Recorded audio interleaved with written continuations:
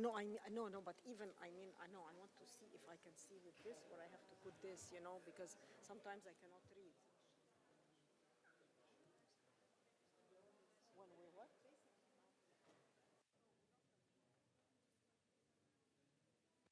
You see, you can put your stuff, nobody sees them. You put your stuff here. Yeah, I know, you put it here. But you know, I'll tell you something. Why don't you just, yeah.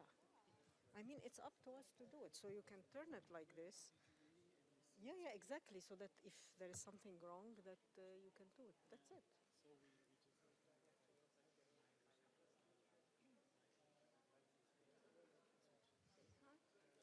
Oh, sorry. Professor Carla is asking, do you want him to say something as well? If he wants to, if he wants to say something, he can say something. But in which Which would session? be the best? I think the project would be the best. Okay, but we can. You see this? I'm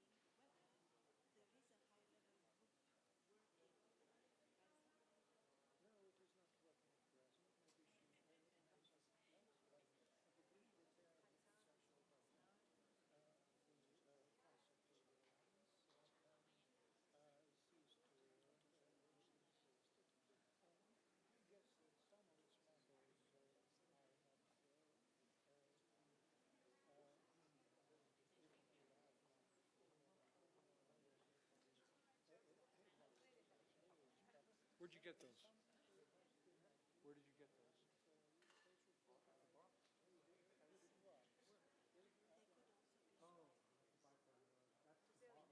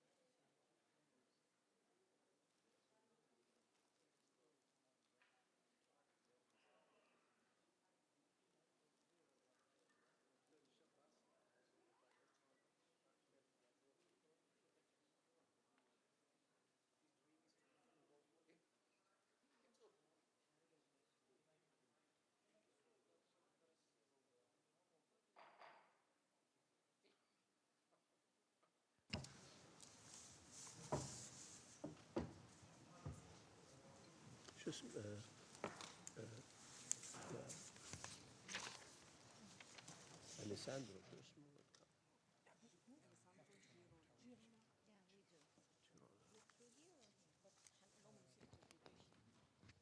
طيب لحظة شوي.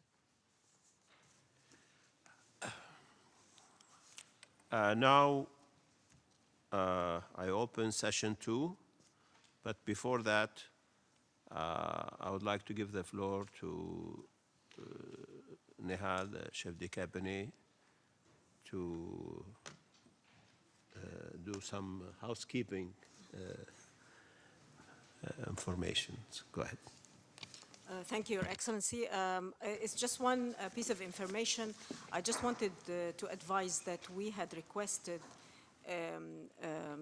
since we started preparing actually for this meeting, that we had requested from the United Nations interpretation into the 6 languages, and the interpretation was not confirmed except at noon today. So we now have interpretation for the next sessions until 6 o'clock for all 6 languages. We thank very much our colleagues from the interpretation department for their services and their cooperation. Thank you.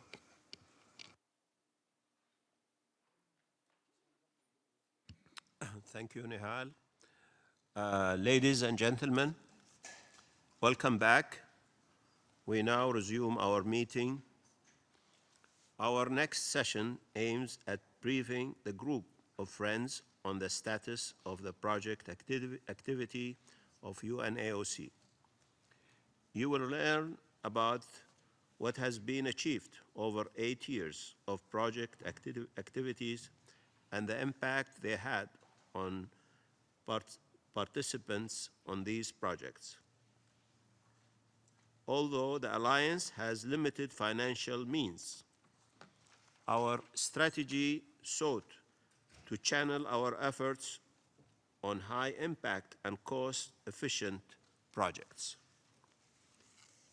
I now give the floor to Mr. Alessandro Girola, Program Coordinator at UNAOC, who will make a PowerPoint presentation of those project activities.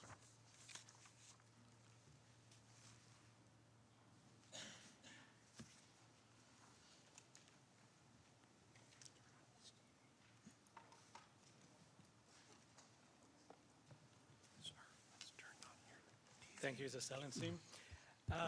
As the title suggests, the aim of this session is to present a brief overview of UNAOC projects and activities and an update on progress and impact. But before introducing my colleagues and hearing more about our specific initiatives, let me briefly remind the focus area and main objective of our programming. Since its inception, the Alliance has been focused on 4 main fields of actions: youth, education, media, and migration. The goals of our activities and projects are multiple, but can still be grouped around 4 main objectives: facilitating the global conversation on the challenges and opportunities for living in a landscape of diversity, preventing intercultural tension and crisis, combating stereotypes, discrimination, and xenophobia, supporting innovative grassroots initiatives that contribute to intercultural dialogue and understanding, and raising awareness and mobilizing public support for cultural diversity, tolerance, and inclusion. I would like now to give the floor to my colleague Thibault Chareton, who will tell us more about our activities in the field of media and migration.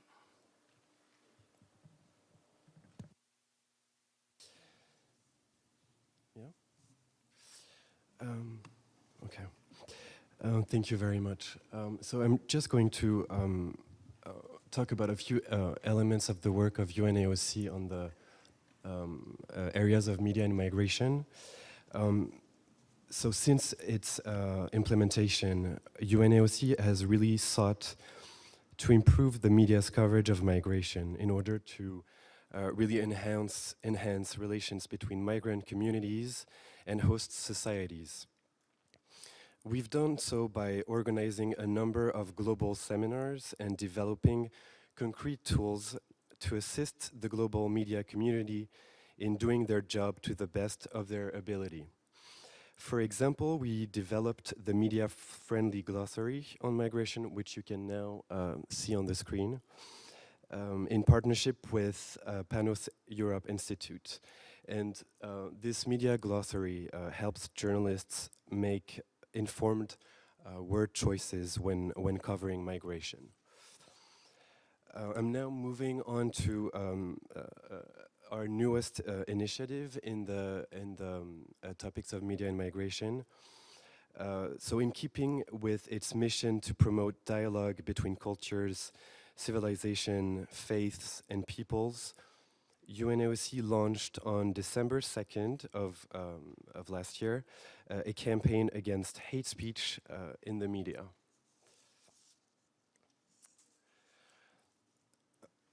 So the goals of this initiative are numerous.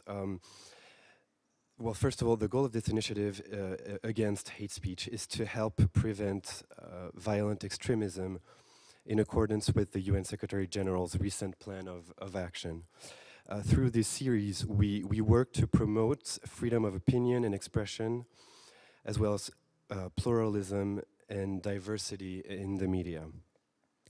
We work hard to provide the public with a more complete and nuanced understanding of hate speech in order to really contribute to a richer public debate and a better media coverage of sensitive issues related to minorities globally. We also strive to work with journalists to develop stronger codes of conduct that foster tolerance and respect. Ultimately, through this work on hate speech, we aim at fostering more tolerant and inclusive societies. I'm just going to say a few words about the launch of this hate speech initiative, which, as I said, took place in New York on December 2nd of 2015, here at the United Nations headquarters. So this hate speech symposium consisted of a one-day debate during which participants examined the different measures that have been taken globally to counter hate speech and also discussed their limitations. Participants also explored the reasons why hate speech remains a pervasive element that contributes to violent extremism, as well as the link between hate speech and the treatment of migrants. The day's discussions included 20 panelists, including UN officials, but also non-state actors. If you look on your desk, you should have the list of the speakers who participated on that day. And the speakers represented in total more than 12 countries. As part of these days of debates and discussions on hate speech in the media, our speakers articulated a number of initial recommendations that I'm going to share with you, just a few of them. So our speakers insisted on the role for governments to play through enforcement of criminal and anti-discrimination laws, but only for cases really involving criminal acts or direct incitement resulting in violence. There was definitely a clear consensus throughout the day that freedom of speech must be protected at all costs. Speakers also noted that citizens all over the world should be encouraged to respond to hate speech and also to register their dissent. There was a strong acknowledgement that the media should also work to give more rounded portraits of migrants and show migrants' positive contribution to society. There was also a strong acknowledgement of the fact that news organizations need to seek much greater diversity in order to better reflect the realities of all the members of our diverse communities. The media also has some responsibility to fix public commentary sections on news organizations' websites. And finally, the media need to help their audience become digitally and media literate through creative and innovative storytelling, for example, through the use of multimedia, such as graphics, and just in general, more creative storytelling. So as part of this new hate speech initiative, at UNAOC, we've really made sure that the discussion is not limited to the wall of the symposium venue. So we've taken advantage of the many followers of UNAOC on Facebook, Twitter, Instagram, and Google, which is close to 100,000 at this point. And so we really actively engage our global followers through a very active and targeted media campaign, which is also a very big element of this initiative. So just to give you an example, the social media campaign of this hate speech initiative, we used the hashtag spread no hate, and it's already reached millions of people globally. Just as another example, on December 2nd, the day of the launch of our hate speech initiative, we reached more than 7 million people on social media, and our hashtag spread no hate was trending in New York. So I'm just going to conclude on our work on hate speech with a few elements about our next steps on this initiative. So the initial symposium that we organize here in New York will be followed by a series of international symposia in Europe, in the MENA region, but also in other regions of the world. In order to continue this constructive dialogue on hate speech and encourage the sharing of best practices through debate with journalists. The next discussion on hate speech that we're organizing will take place in Baku, Azerbaijan, during our 7th Global Forum in late April of this year. In addition, at the conclusion of this cycle of symposia, we will publish a report with concrete recommendations on ways to combat hate speech in the media. The report will be made available for download on our website, but also on the website of partner organizations in English, French, Spanish, and Arabic. And finally, we will use this initiative and this report to as a foundation for future UNAOC initiatives in the area of media and migration. Thank you. Thibault. Thank you. I would like now to introduce Jordi Torrens, Project Manager, Media and Information Literacy Education.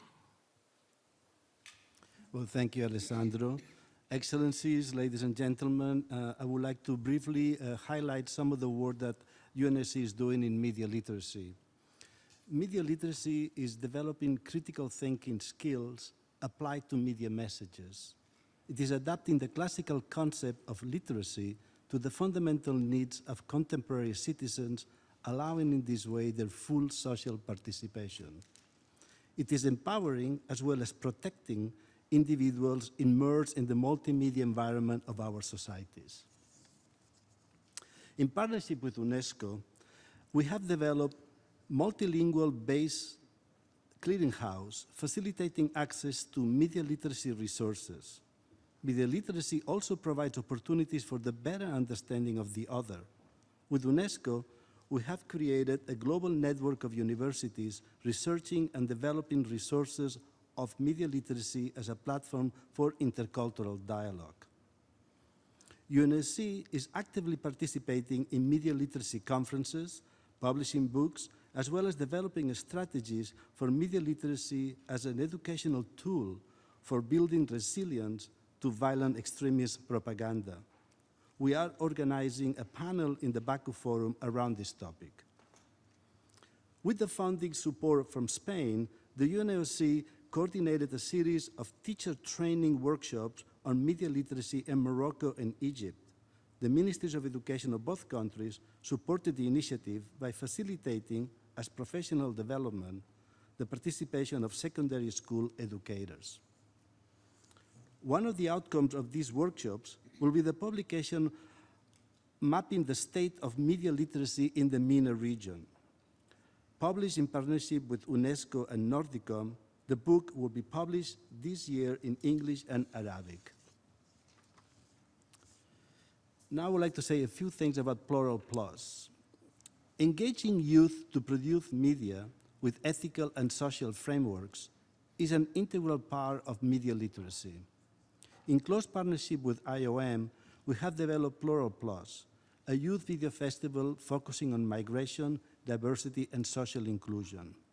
Each year, UNAOC and IOM invite young people, up to 25 years, from across the world to participate with their videos.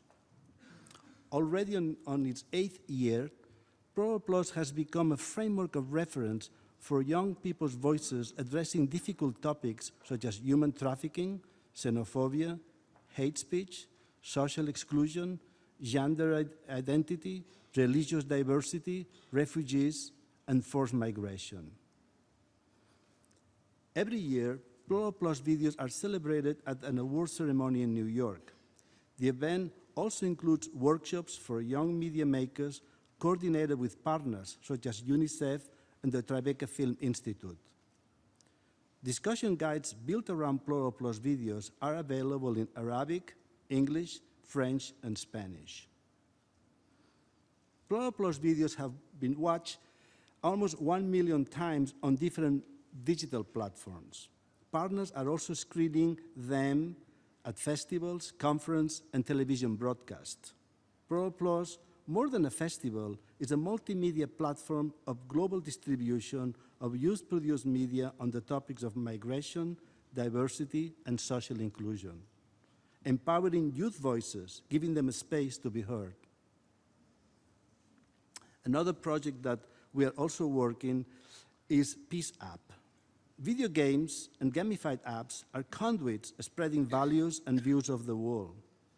With UNDP, we developed Peace App, an initiative aiming at encouraging the distribution and production of ethical and aiming at peace-building digital games, acknowledging that ICTs are indeed also platforms for dialogue and inclusion. A global call for entries was organized.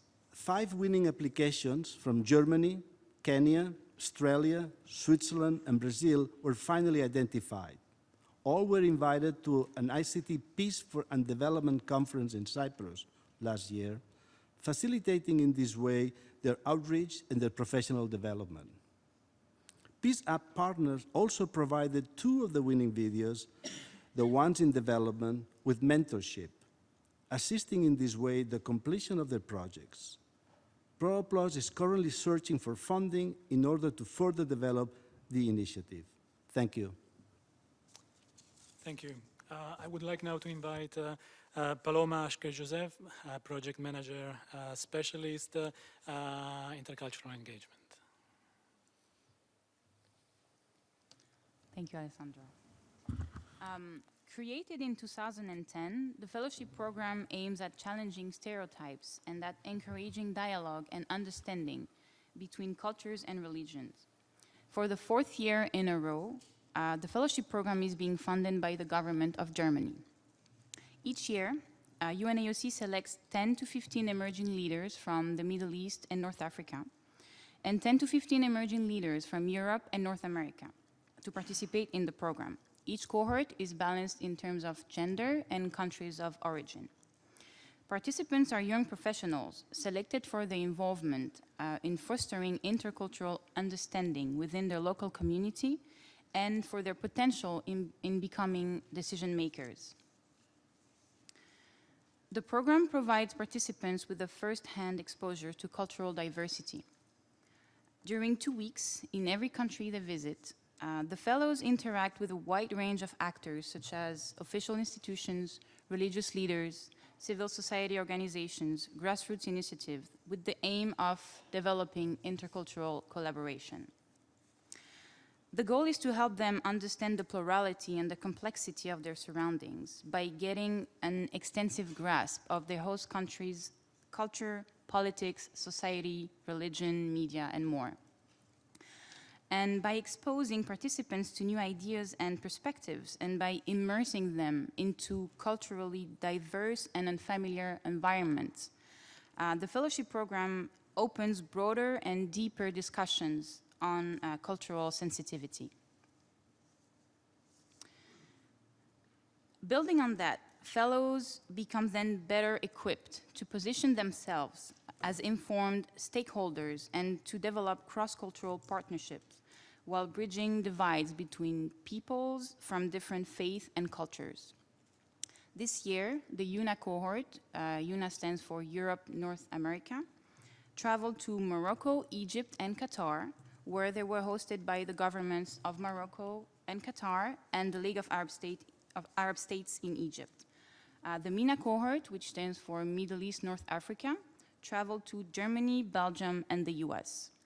Each cohort worked on a theme. The UNA group worked on youth development, and the MENA group worked on migration and integration, and participants were selected for their professional involvement in those fields. Also, for the first time, both cohorts had the chance to meet one another for 4 days in Sarajevo in Bosnia-Herzegovina. And this experience has been described by them unanimously as one of the main highlights of their trip. And after completion of the program, participants become members of the UNAOC Fellowship Alumni Network, which is a global platform composed of 160 emerging leaders from 39 countries.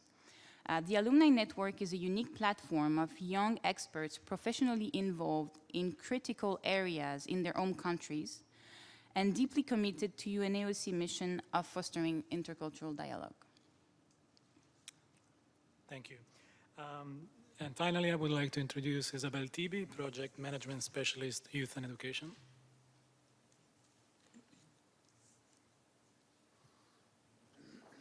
Thank you, Alessandro. Good afternoon. I would like to speak about the Summer School, a project that focuses on youth education and empowerment. Through capacity building and experiential learning, the Summer School aims to strengthen the intercultural knowledge and competencies of participating youth, to increase the ability of these young civil society leaders to collaboratively address pressing global challenges, as well as create opportunities within the context of cultural and religious diversity, and finally allow them to explore their shared values and their common humanity. During 1 week, the participants coexist on the Summer School campus. They interact in a space that welcomes a diversity of knowledge, experiences, and perspectives, which are key for the search for solutions.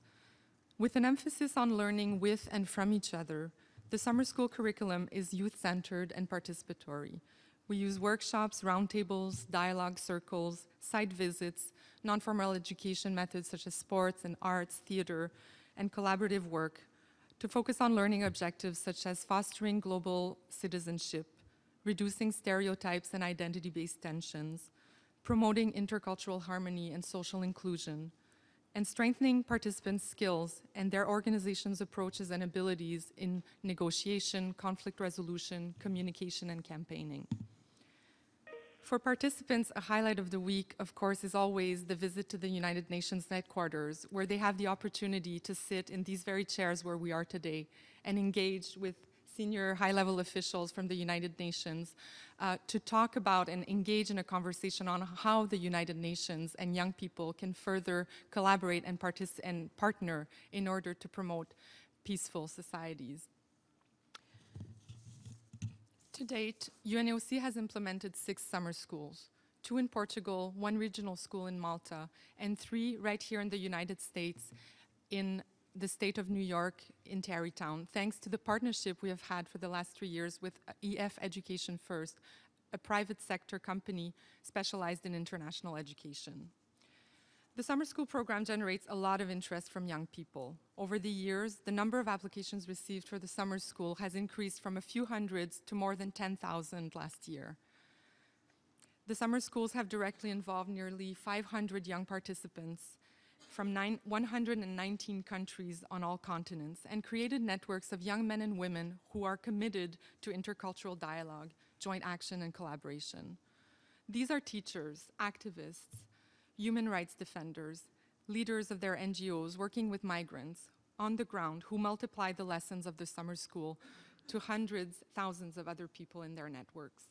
While the summer school lasts only 1 week, the intercultural dialogue and exchange extend well beyond the face-to-face experience. From the moment of their official selection, they have the opportunity to interact on social media through a closed group. Following the school, the bonds created are kept alive as the alumni cohorts sustain interaction on this platform and other social media tools. They seek exchange, advice, and skills. They share best practices and their accomplishments as well. They create joint initiatives, and last but certainly not least, in moments of pain, loss, and discouragement after terrorist attacks or other types of pain, they express emotional support. They thus create a narrative of global youth solidarity, citizenship, and engagement despite their differences. This is a powerful and uniting message on the strength of our world's diversity and our shared humanity, and a compelling counter-narrative to the call of violent extremism. Thank you. Thank you, Isabel. I will now present the last two projects in this presentation. I will start with the Youth Solidarity Fund. Established in 2008, the Youth Solidarity Fund provides seed funding to outstanding youth-led initiatives that promote long-term constructive relationship among people from different cultural and religious backgrounds, contributing to more peaceful and inclusive societies. The main idea behind YSF is to support youth to act as agent of positive social change. Each project we select is youth-led and youth-focused, but yet it has an impact on local communities as a whole, often involving religious and political leaders and policymakers. The awarded projects use creative methodologies to break stereotypes, prevent violent extremism, and promote a culture of peace, and are developed to ensure participation of women and men and sustainability, even after the initial implementation phase where they receive our support. Since its inception, YSF has received a generous contribution from the government of Australia and Finland, who are currently supporting the ongoing edition of YSF, and Spain and Sweden in the past. We support the selected organization by providing seed funding to implement their projects up to $25,000 per project. During the course of their implementation, they benefit from mentoring, technical support, and capacity building training. And furthermore, we also showcase best practices at regional and international level, and mainstream voice and expertise of youth in policy discussion. In terms of progress and impact, well, since 2008, UNAOC has launched four editions of the fund, of YSF. 45 projects have been completed in 30 countries around the world. Over 800,000 persons were reached by the activities of the selected projects. In the fourth edition that is currently underway, in 2016, projects are being implemented in Africa and Middle East and North Africa in areas affected by tension, conflicts, and violent extremism. Last but not least, the Intercultural Innovation Award. It's a partnership with BMW. It's a partnership with BMW Group and UNAOC that was established in 2011. The main objective of the Intercultural Innovation Award is to select and support innovative grassroots projects that promote intercultural dialogue and understanding, making vital contribution to prosperity and peace. Within the framework of each UNAOC Global Forum, we organize an award ceremony where, with the participation of the UN Secretary General, we confer awards to 10 projects selected by an international jury, with the overall goal of helping them to gain visibility and replicate and expand their innovative ideas. The support that we provide includes a monetary grant with a first prize of $40,000 and a one-year support that is tailor-made to their needs, where we organize, among other things, capacity building trainings led by experts on different topics, from fundraising to strategy and planning, monitoring, evaluation, and public speaking. We also ensure to promote and facilitate the participation of our awardees to relevant events that can serve as a platform to enhance visibility and favoring networking. Furthermore, awardees become members of Intercultural Leaders, a knowledge-sharing platform created with the support of BMW Group, open to alumni of UNAOC projects that harness the solidarity of its members to maximize the impact of their work. In terms of progress and impact, since 2011, there have been 3 editions of the Intercultural Innovation Award, with 31 organizations awarded, 10 each year, apart from last year where there was an ex aequo. The numbers of countries impacted by the work of the organization receiving the award has increased by 150% and reached over 1 million people, as a sign of the effectiveness of the selected project to expand and replicate in different contexts and regions. Finally, I would like to show you some statistics witnessing the increasing visibility of our initiative. From the 400 applications received in 2011, we reached this year almost 1,000 applications, coming from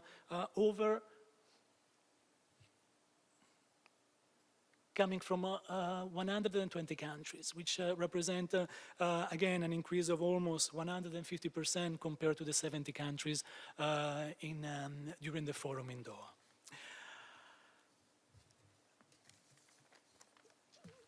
This concludes the overview of our projects, and for any question you might have, we invite you to wait till the end of the next session, led by Mr. Holtz, Director of UNAOC. However, before I conclude, we would like to show you a short video collecting intervention from participants to UNAOC projects. Thank you for your attention.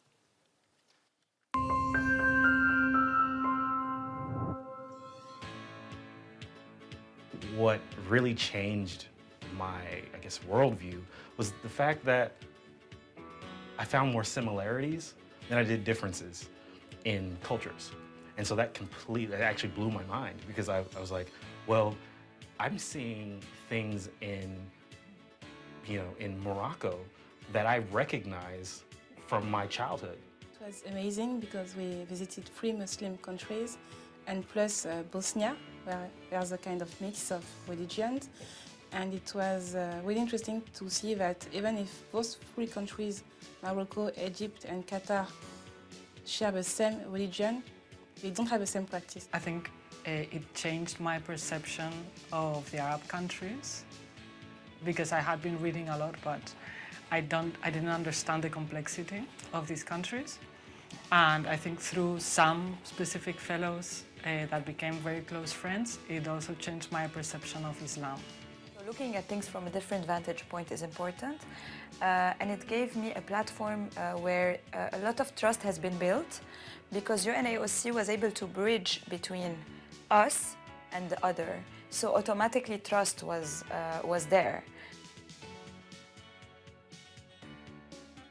In keeping with its mission to promote dialogue between cultures, civilizations, faiths, and peoples, the United Nations Alliance of Civilization is creating a platform for constructive dialogue on hate speech. Today, however, more than ever, individuals are using hate speech to foment clashes between civilizations in the name of religion. Their goal is to radicalize young boys and girls, to get them to see the world in black and white, good versus evil, and get them to embrace the path of violence and the only way forward, as the only way forward. The main manifestation of hate speech in the media is a very, very important question, all the more after Paris attacks. When you get out all the legitimate and understandable emotional reaction, we assist to a very, very dangerous semantic slide which criminalizes Islam and Muslim in many ways. PLURAL Plus is a joint initiative between the United Nations Alliance of Civilizations and the International Organization for Migration, with a network of over 50 partner organizations supporting the creative efforts of young people and distributing their videos worldwide. The initiative also encourages participants to explore migration, diversity and social inclusion. Since 2009, over 900 videos from 90 countries were submitted to the Plural Plus film competition. These entries have been screened in dozens of film festivals, cinemas, and television networks around the world. There are many reasons why media literacy education should be included in the context of elementary and secondary education. First of all, if literacy is expanding to include digital tools and technologies and forms of expression, then simply in order to create a knowledge economy, simply in order to create an information society, media literacy needs to be part of the curriculum. We can't talk of a person being literate if he or she is not multiple literate. We can't talk of cultural subsistence if the person does not have the media knowledge that will allow him or her to survive in a mediatized culture such as ours. Everyday Racism is a mobile phone app where you can walk in the shoes of somebody who experiences racism. So people can play the game and they get to experience the person's life for 7 days. The second thing is to get people to build the skills and the confidence to speak up when they witness racism. So in the scenarios within the mobile phone app, people are given choices about how they want to respond. And over the period of 7 days, that gives people an understanding of the types of things that they might do if they witness racism on the street in real life. Welcoming America began as a local project called Welcoming Tennessee in the state of Tennessee. What we recognized was there was a need for a project that could reach out to US-born Tennesseans and educate them about the contributions of immigrants and get them to meet immigrants. And that was a project that eventually became Welcoming America when we saw a lot of interest in our work and saw that we could scale it around the country and possibly even further.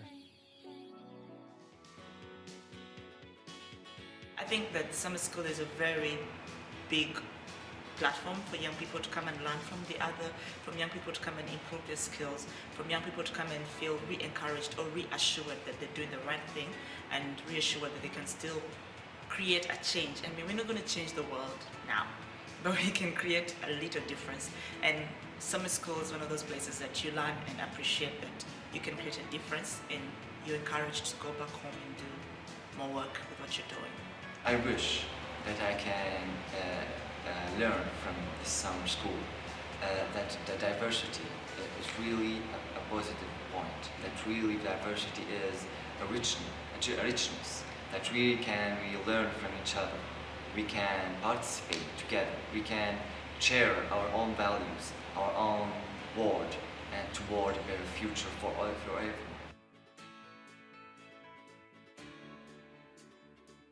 We developed Haki 2 in response to the election violence in Kenya in 2007. We didn't want to repeat in 2013. So we developed Haki, Chagua Nilako, which is the choice is yours, to empower youth to choose peace and tolerance, and also to be empowered to choose the right leader so that when they get to the voting booth, they make the right decisions.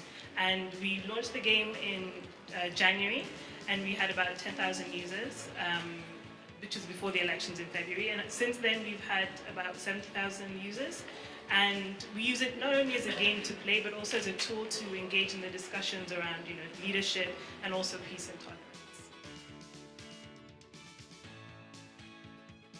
We were able to design a program which we call Building Youth Capacity for Peace and Good Governance in Nigeria.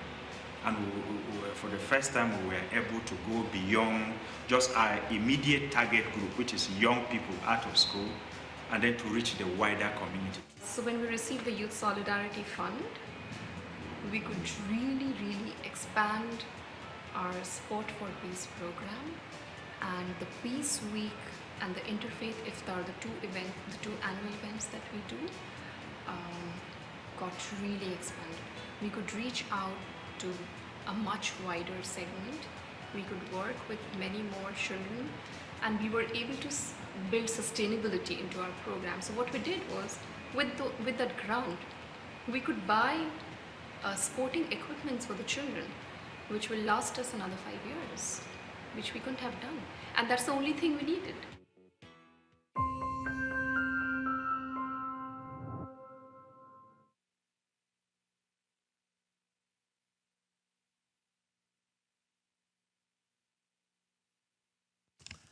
Thank you, Alessandro, and I would like also to thank the UNAOC's team for excellent presentation and good work. Now I will invite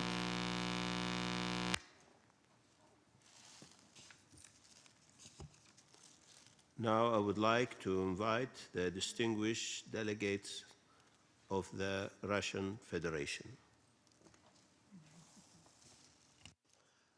Mr. High Representative, I'm taking the floor first in the second session of our meeting, but I intend to raise some issues relating to the first and to this session and partly to the fourth one. Russia continues to support the Alliance of Civilizations as an initiative launched by the UN Secretary General in order to prevent identity-based conflicts and facilitate their settlement by building confidence and mutual trust. It was reaffirmed by Russian officials during their meetings with High Representative Ambassador Nasser when he visited Russia in October last year. It was a very fruitful visit, and we hope that this practice will continue. Ambassador Nasser had the opportunity to establish personal contacts with the Russian partners in the alliance and sign memorandum of understanding. Today, the alliance is as relevant as ever. Given the working nature of our meeting, I would like to speak openly on certain matters relating to the organization of its work. I was very much impressed by what we have just heard about the programs of the Alliance, both in the past and their plans. I can only remind that this year will mark the 10th anniversary of the development of the concept paper and action plan on the Alliance of Civilizations by the high-level group that comprised prominent scientists, experts, and specialists from various countries. The group fulfilled its mission in November 2006 when its report was published. Over the past years, there appeared quite a number of challenges and problems directly related to the goals of the Alliance. I would like to reiterate the proposal made by the Russian representative at the ministerial meeting of the Group of Friends in New York in September last year. He spoke on the need to restore the high-level group and set it the task to advise on the ways to enable the alliance to respond to changing circumstances in the world, increase its authority and effectiveness, provide its really global UN coverage and scope. Ambassador Nasser informed us on the plans to launch an advisory body of the alliance at the forum in Baku. Welcoming this idea, I think that a way should be found to use the potential of newcomers and those who have been already useful in laying the conceptual foundation of our alliance. We support the intentions to shape an interreligious dimension within the framework of the alliance that were also discussed during the meetings between Ambassador Nasser and Russian Foreign Minister Sergei Lavrov. Today, the role of religious leaders is crucial, especially taking into account the influence they can have on young people. I deem it necessary that necessary to say that the religious leaders who will be invited to cooperate with our alliance should be treated with due respect. I recollect in this context a remark made by a Nigerian cardinal who participated at an alliance meeting in Baku last year. He said, it is our duty as religious leaders to give religious guidance to politicians, and we do not need to be instructed by them how to fulfill these duties. Maybe not a very polite remark, but it gives us an exact idea of what we can encounter.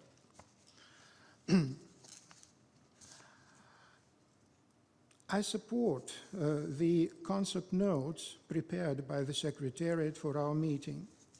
What I consider to be maybe an excessive precaution is the reluctance to provide a direct linkage between our concerns on the rise of radicalism and extremism and the regions where all that takes place. The countries of the MENA region are the main victims of the eruption of extremism, and it will only benefit them if this problem is addressed by our alliance concretely and without misleading generalizations. Time has shown that if the alliance duplicates the relevant political discussions, it will be unable to provide any added value for the process of Middle East settlement. However, in our opinion, it does not mean that the Middle East theme identified by the concept paper as a topic of interest for the alliance should be removed from its agenda. We should seek niches specific for the alliance. One of such could address the issues relating to the discrimination and persecution of representatives of religious communities, including the Christians. The alliance could focus on this acute problem without limiting itself to a particular religion or duplicating the HRC activities. The UNAOC is making an important contribution to the implementation of the Global Development Agenda. In my opinion, putting the relevant issues at the center of discussions at the Alliance of Civilization Forum held in December 2011 in Qatar made that forum one of the most representative and productive in the entire history of our movement. We expect that the forthcoming 7th Forum in Baku will be a similar success in organizational terms. It could be further facilitated through as wide as possible involvement of NGOs and through providing them an opportunity to arrange presentations and roundtables that they are planning. My personal experience in the forums since the Alliance of Civilizations Forum in Rio de Janeiro suggests that the Alliance only stands to lose when its ministerial discussions try to imitate the general debate at the UN General Assembly.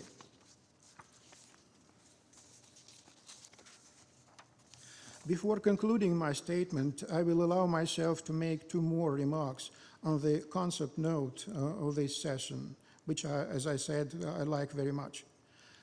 Avoidance of hate speech is an important direction of the Alliance activities on media. But is this focus sufficient now, at the moment when Daesh is testing a new type of ideological warfare in cyberspace? I believe that the Alliance, all of us, should think on our support for those journalists and other opinion leaders in the Muslim countries that prove courageous enough to oppose Daesh ideological offensive and to strike back. The concept note says that the main UNAOC initiatives facilitate the global conversation on challenges and opportunities of diversity. Indeed, it is a pivotal goal for the Alliance. When I'm asked on my vision of the Alliance philosophy, I say that diversity is a key word, and I refer to the motto of our Bali Forum, unity in diversity. Thank you. Thank you so much. I would like now to invite the distinguished representative from Qatar. Dr. Hassan. شكرا سيد الرئيس. بداية أود أن أتقدم لسعادتكم بالتهنئة على ما تحقق من إنجازات في خطتكم الاستراتيجية، والتي اشتملت على برامج ومشاريع تهدف إلى تحقيق أهداف تحالف الحضارات بوصفه أحد أدوات الدبلوماسية الناعمة لتعزيز التفاهم الدولي. وأحد هذه المشاريع التي رأيناها اليوم برنامج الزمالة نحرص في دولة قطر على استضافته سنوياً منذ تأسيسه عام 2010، وقد لمسنا بالفعل من خلال لقاءاتنا مع الشباب من مختلف الدول الأوروبية والأمريكية مدى نجاح هذا البرنامج. كذلك وهذا أمر هام بالنسبة لنا جداً سعادة الممثل السامي، دور تحالف الحضارات في إدخال موضوعاته ضمن أجندة الأمم المتحدة لتحقيق التنمية المستدامة للفترة 2015-2030، لا سيما فيما يرتبط بالهدف السادس عشر المتعلق بتحقيق السلام والعدل، والهدف العاشر المتعلق بالحد من عدم المساواة. وهذا كانت أحد مطالب أو أهداف منتدى الدوحة الرابع لتحالف الحضارات الذي انعقد في ديسمبر 2011. كذلك دوركم سعادة الممثل السامي في المنتديات والمؤتمرات العالمية والإقليمية. أود الإشارة إلى أن دولة قطر وتمشيا مع خطة وبرنامج الأمم المتحدة لتحالف الحضارات قد وضعت خطة دولة قطر لتحالف الحضارات، وتقوم بتنفيذ العديد من البرامج والأنشطة في مجالات التحالف الأربعة لتحقيق أهدافه. السيد الرئيس، لقد تقدمت دولة قطر من قبل بطلب أن يتم تنظيم ورش عمل لنقاط اتصال تحالف الحضارات للتعريف بأساليب وضع الخطط والبرامج وتنفيذها على المستويين الوطني والإقليمي، وأرجو من سعادتكم التكرم إدراجها ضمن مشاريع خطة تنفيذ 2016-2018. شكرا السيد الرئيس.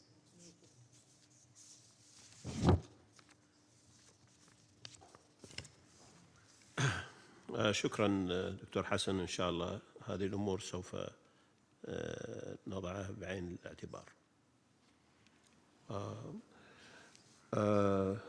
I would like now to give the floor to the distinguished representative of Romania.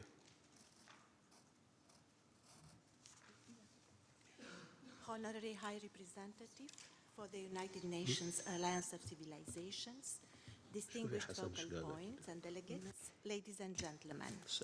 I am particularly honored to represent my country at this meeting, which gives us a good opportunity to assess the work done and to define our future priorities.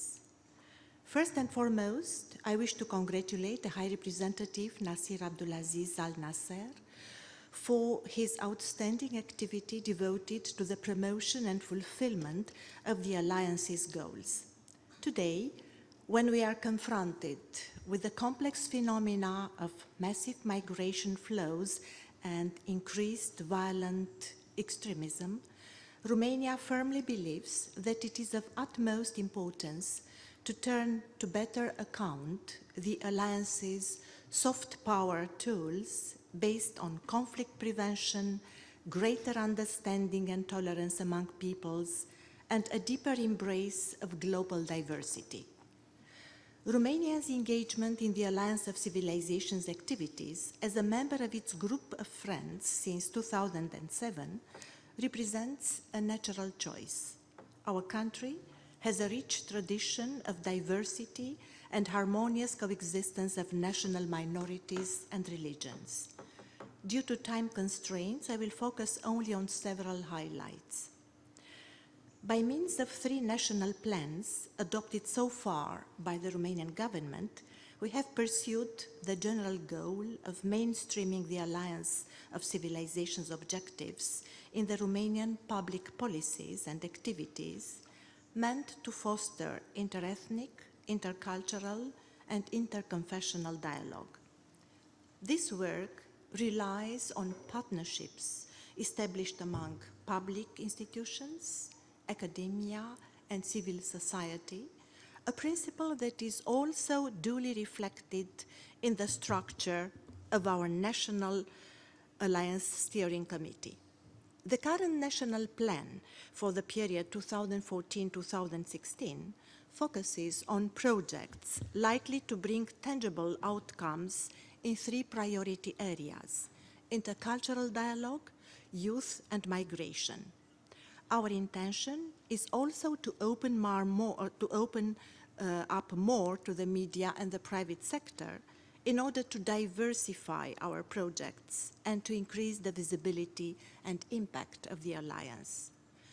We have turned it into a tradition to celebrate the Alliance's activity in Romania on a regular basis on the occasion of the World Day of Cultural Diversity on the 21st of May.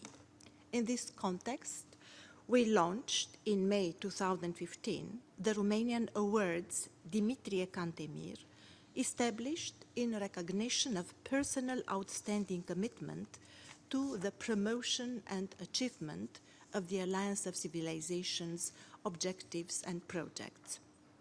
The diploma bears the name of the great Romanian scholar and prince Dimitrie Cantemir, who, 3 centuries ago, achieved international renown for his remarkable contribution to bridge building between Western and Eastern values. On behalf of the Romanian Steering Committee of the Alliance of Civilizations, I have the great honor to award a Dimitrie Cantemir diploma to His Excellency Nasir Abdulaziz Al Nasser for his exceptional contribution to the promotion and enhancing of the Alliance of Civilizations worldwide. In 2016, on the Day of Cultural Diversity, we envisage to organize, in cooperation with the Romanian Parliament, an alliance meeting focusing on confidence building among ethnic and religious communities based on good practices from our region. We would salute the possibility that the High Representative or a member of his staff could attend this event. With respect to youth and cultural diversity, it is worth mentioning that in 2015, various projects such as festivals, conferences, summer schools, media workshops for youth belonging to ethnic communities were organized in cooperation with the civil society on the topics of developing intercultural communication and rapprochement among the young people from Romania and from neighboring countries. Likewise, in October 2015, on the occasion of the Refugees International Day, a complex event was held under the aegis of the Alliance, combining political and cultural dimensions and culminating with the launching of the project Bridges Towards Hope, Access to Quality Social Service for the asylum seekers, refugees, and other people in need. The same month, Romania hosted the 3rd edition of the Educational Forum Asia-Europe and devoted one of its main sessions to the Alliance of Civilizations. On the other hand, Romania is also interested in the effective and efficient implementation of the Alliance, regional strategies and action plans, in particular those relating to Southeastern Europe. My country encourages enhanced efforts in using the Alliance's framework in this region as an action platform for intercultural concord and reconciliation and an instrument of conflict prevention. From this regional perspective, Romania strongly supports the signing of the Memorandum of Understanding between the Alliance of Civilizations and the Organization of the Black Sea Economic Cooperation, BISEC. The Romanian chairmanship in exercise of BISEC contributed to the finalization in October 2015 of the negotiations on the MOU draft, which started as back as in 2011. We are convinced that in view of the multiple synergies and complementarities existing between these two entities, the Memorandum of Understanding between the Alliance of Civilizations and BISEC will provide a useful framework of cooperation in the interest of our region. Thank you for your attention. And now allow me to just to award you the diploma, Excellency. Thank you so much, and I really appreciate your kind gesture to honor me with the diploma and accept it, and always looking forward to work closely with your country.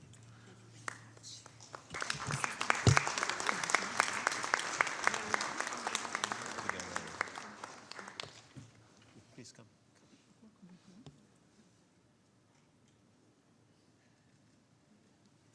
Thank you so much. And just a copy of our national plan, the last one. Thank you so much. Thank you. That's nice of you.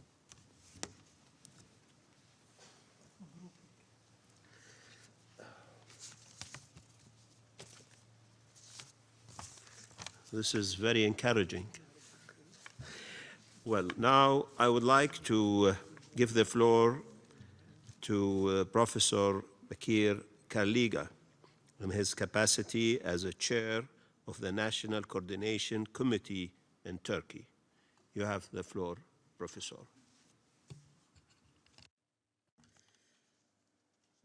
Son Excellency, Haute Représentante, Monsieur Nasser bin Abdulaziz ibn Nasser, et les distincts participants de cette conférence. De nos jours, les intellectuels distincts et consciencieux de notre monde s'accordent sur le fait que l'humanité est en train de traverser une grande crise et que celle-ci affronte une crise de civilisation. Les fanatismes, les intolérances, les préjugés, les hostilités, les sentiments de haine et d'animosité, les activités de terreur et de violence, la disposition à la guerre, à l'agressivité sont à la racine de cette crise et ceci complique la situation davantage. Il est clair que cette crise de civilisation menace radicalement les valeurs universelles que l'humanité a su créer et développer au cours de longs siècles, autour du fil de la guerre, des conflits et du terrorisme, les catastrophes environnementales, les érosions des valeurs humaines et morales, les déséquilibres sociaux, culturels et économiques entre les sociétés et les nations s'unissent, pour ainsi dire, pour rendre notre planète de plus en plus invivable. Les derniers attentats de Jakarta, Istanbul, Ankara et Paris sont les signes de besoin imminent du développement d'une conscience commune de civilisation partout dans le monde. De ce fait, on a entamé, sous la direction du président de la République de Turquie, M. Recep Tayyip Erdogan, et du premier ministre d'Espagnol de l'époque, M. Zapatero, le projet de l'Alliance des civilisations des Nations Unies. L'Alliance des civilisations est à la fois la grande initiative mondiale de la paix et l'amitié de notre siècle, et une riposte mondiale contre des menaces mondiales. Dès le premier moment, dans le cadre de l'Alliance des civilisations, la République de Turquie a soutenu et s'est efforcée de mettre en œuvre de nombreuses activités, tant sur le plan national qu'international, en collaboration avec des institutions gouvernementales et des organisations non gouvernementales. À cet égard, on a tout d'abord établi un conseil de coordination de l'Alliance des civilisations en Turquie, rattaché à l'office du Premier ministre et composé des autres représentants des 10 ministres. Jusqu'à présent, 2 plans d'action ayant été approuvés par le cabinet de ministres de la République de Turquie sont entrés en vigueur et ont réalisé à peu près 400 activités dans la Turquie.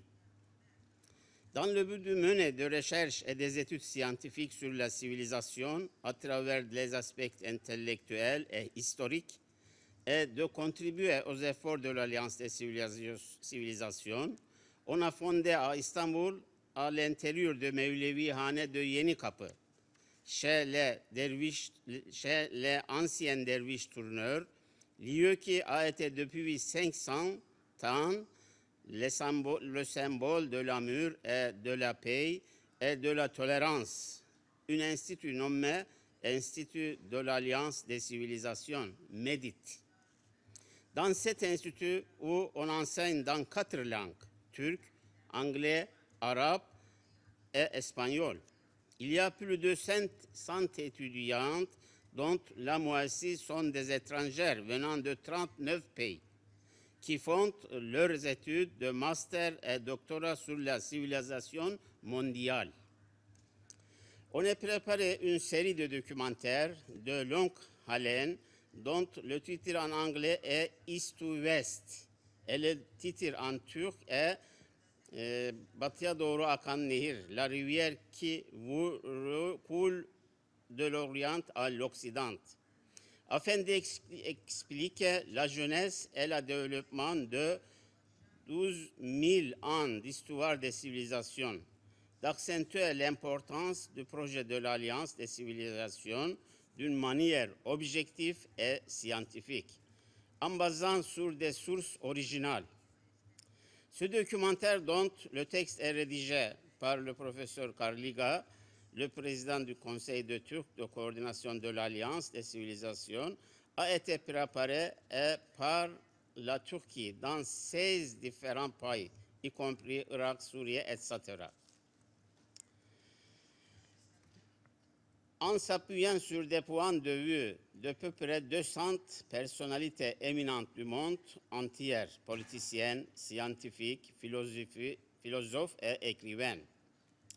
La version internationale de ce documentaire, en anglais intitulé East to West, est diffusée jusqu'ici par 42 chaînes importantes du monde et a connu un grand succès dans les différents pays du monde, après 2 millions de téléspectateurs de différentes races, religions, langues et cultures.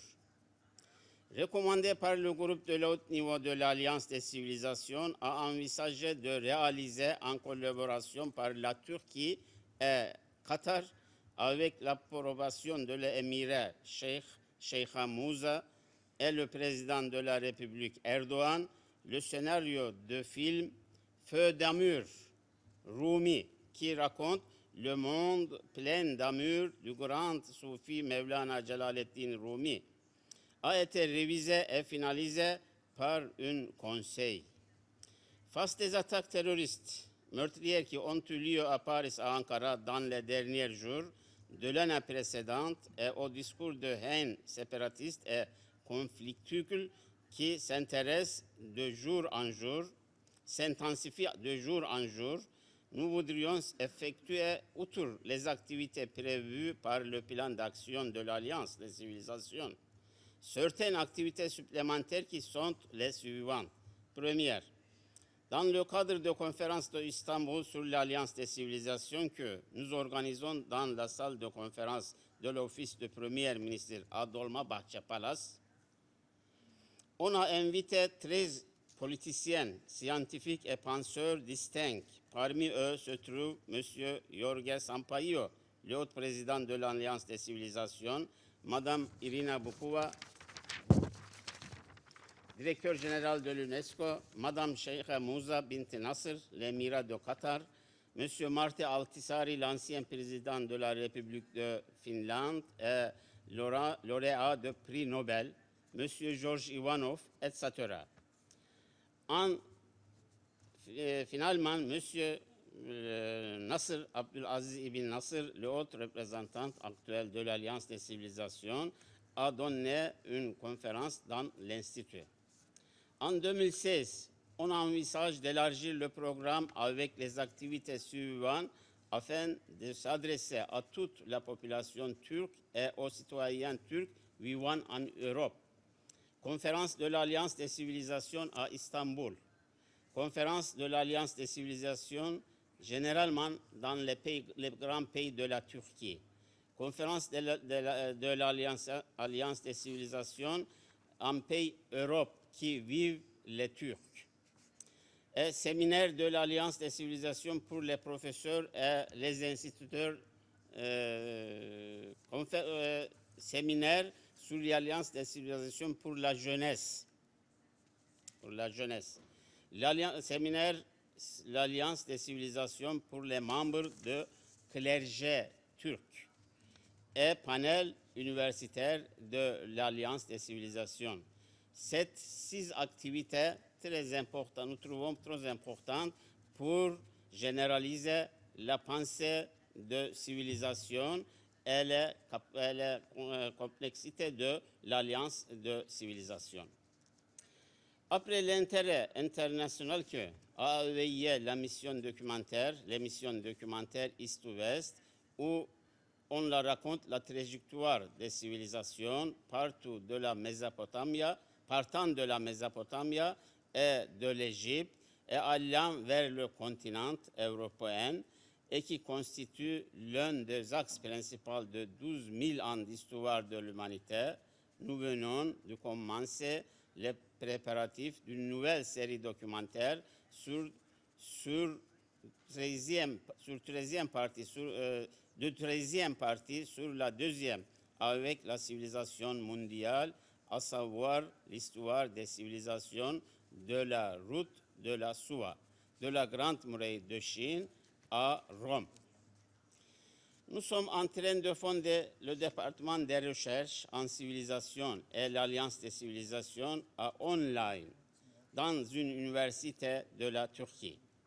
Encore, dans le cadre de ce grand forum en Azerbaïdjan, nous envisageons d'organiser une réunion spéciale et une gala avec les contributions du Conseil de coordination de l'Alliance des civilisations en Turquie, du Centre international de recherche en civilisation à Istanbul, et de la Fondation du monde turc établie à Eskişehir et de l'Université nationale kazakh Al-Farabi, dans l'intention de présenter le livre et le film documentaire intitulé Al-Farabi, un penseur de civilisation qui raconte en anglais la pensée de civilisation du grand philosophe Al-Farabi.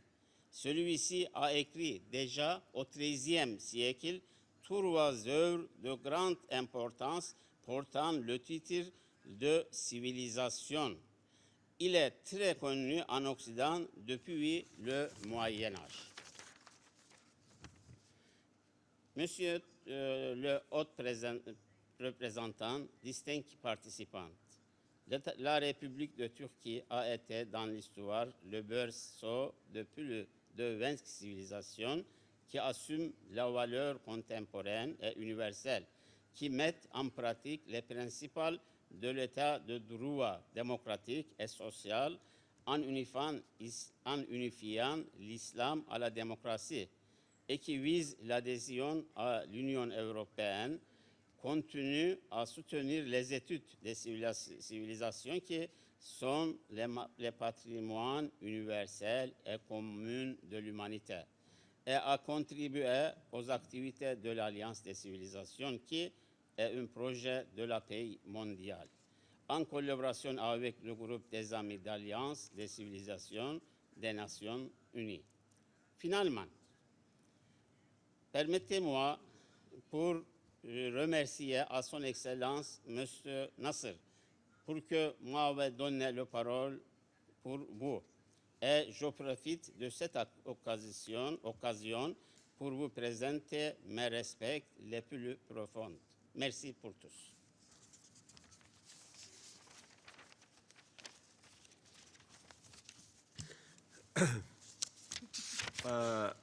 I would like to thank my dear friend, Professor Akir Karliga, for his statement and his kind words, and also for the support of Turkey for the alliance as co-founder with Spain.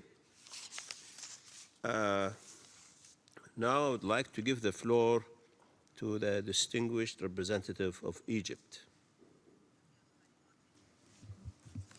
السيد الرئيس، في البداية أتوجه بالشكر لكم على عقد هذه الجلسة الهامة والتي يمكن اعتبارها متابعة لما تم خلال الاجتماع الوزاري لمجموعة أصدقاء تحالف الحضارات الذي عقد في شهر أكتوبر الماضي، وأكد خلاله جميع الحاضرين على أن موضوع تحالف الحضارات داخل الأمم المتحدة يمكن أن يتطور بشكل أكبر من خلال حوكمة أفضل له عن طريق تفاعل أكبر بين مجموعة الأصدقاء ونقاط الاتصال. كما أود أن أشكر سكرتاري تحالف الحضارات على مجهوداتهم القيمة التي تم إبرازها في العرض التقديمي. ومن هذا المنطلق فإن مصر تولي أهمية خاصة لتحقيق التواصل بين الشعوب والتقارب بين الثقافات، وكذا أهمية الولوج إلى تحالف حضري جاد لمواجهة تداعيات الصراعات والحروب المتفجرة على الخلفيات العرقية والطائفية والدينية. وفي هذا الإطار فإن للتحالف دورا هاما في مكافحة الأفكار المتطرفة بالتقريب بين الثقافات وإدانة ثقافة القتل والترويع التي يمارسها البعض تحت ستار الدين. وفي هذا الإطار فإن مصر ستستمر في التعاون مع برنامج الأمم المتحدة لتحالف الحضارات. السيد الرئيس، إدراكاً من مصر لأهمية التقارب الحضاري والثقافي بين شعوب العالم، فقد تحركت على عدد من المحاور الوطنية والإقليمية والدولية، وذلك على النحو التالي: أولاً، ستترأس مصر الاجتماع القادم لنقاط الاتصال العربية لتحالف الحضارات التابع للأمم المتحدة خلال فبراير 2016، وسيتم خلال ذلك الاجتماع مناقشة المشروعات التي ستدرج ضمن الاستراتيجية العربية الموحدة لتحالف الحضارات 2016-2019. ثانياً، تقوم الحكومة المصرية حالياً بإعداد بعض المشروعات التي سيتم طرحها في إطار الاستراتيجية العربية الموحدة، ومنها مشروع حول الدبلوماسية العامة لدعم ثقافة التعايش والتواصل بين الشعوب، ومشروعات لعقد ندوات لشباب مراسلي الصحف العربية للتوعية بأهمية التحالف وأهدافه، وغيرها من المشروعات التي تعرف الدول العربية ببعضها البعض وتنشر فكرة السلام والتعايش وتبادل الخبرات والثقافات والاهتمام بدور المرأة. السيد الرئيس، تولي مصر أهمية خاصة لوجود وسائل إعلام معنية ذات مصداقية عالية تسعى لتغطية الأحداث بحيادية دون التدخل في المصالح السياسية الضيقة. وفي هذا الإطار تسعى مصر إلى استضافة الوفود الشابة للترويج لقيم التسامح واحترام الاختلاف، حيث استضافت القاهرة العام الماضي مجموعة الشباب البازغين من دول أوروبا وأمريكا الشمالية المشاركين في برنامج زمالة تحالف الأمم المتحدة للحضارات. كما تؤكد مصر على الدور الهام الذي يمكن أن يلعبه رجال الدين والبرلمانيون والمجتمع المدني للترويج للمجهودات التي تقوم بها الأمم المتحدة في مجال تحالف الحضارات، وما نتوصل إليه في اجتماعاتنا من نتائج، سواء من خلال اجتماعات مجموعة الأصدقاء أو نقاط الاتصال. كما تؤمن مصر بأن استمرار سكرتارية تحالف الحضارات في منح أهمية خاصة للموضوعات الأربعة ذات الأولوية، وهي الشباب والإعلام والتعليم والهجرة، خاصة في ظل الأوضاع الحالية المتدهورة للمهاجرين، يمكن أن يساهم بشكل كبير في استيعاب الاختلافات الثقافية والدينية ومنع النزاع وزيادة التسامح. في الختام، أود أن أؤكد على أن أهمية تنفيذ أجندة التنمية الجديدة نظراً لتطابقها مع الأهداف التي أنشئت من أجلها مبادرة تحالف الحضارات، والتي تقوم بالأساس على تحقيق الاحترام المتبادل بين الشعوب من أجل عالم يتسع للجميع دون استثناء لأي أحد. شكراً سيد الرئيس. شكراً. Now, I would like to give the floor to the distinguished representative of former Yugoslavia Republic of Macedonia.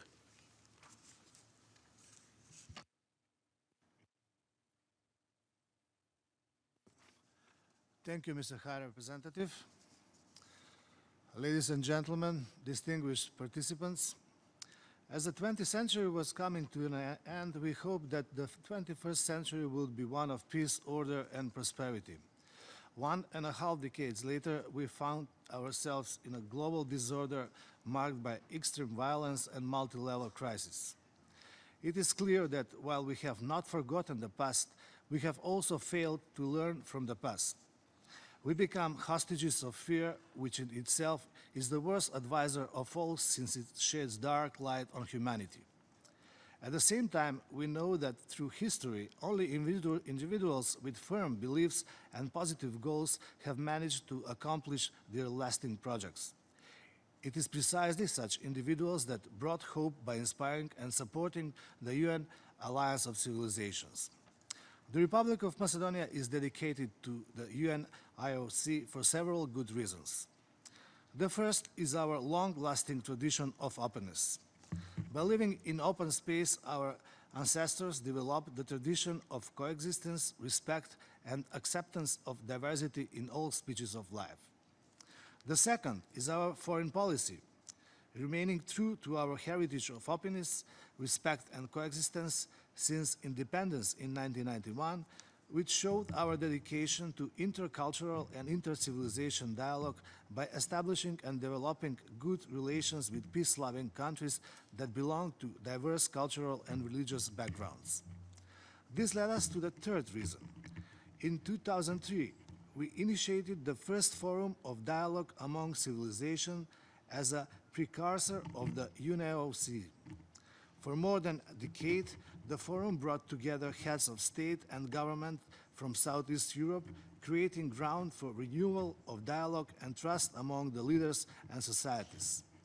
Having in mind the current challenges we are all facing with the migrant and refugee crisis and the reappearance of xenophobia in Europe, we plan to renew this important dialogue in cooperation with UNESCO and the EU.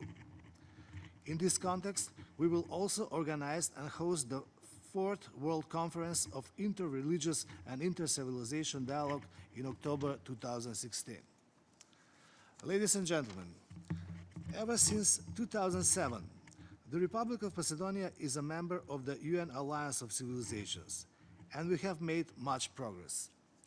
In 2011, we adopted a national strategy for implementation of the goals of the UNAOC. The President of the Republic of Macedonia, George Ivanov, actively participated at 2 global forums in Doha and Vienna.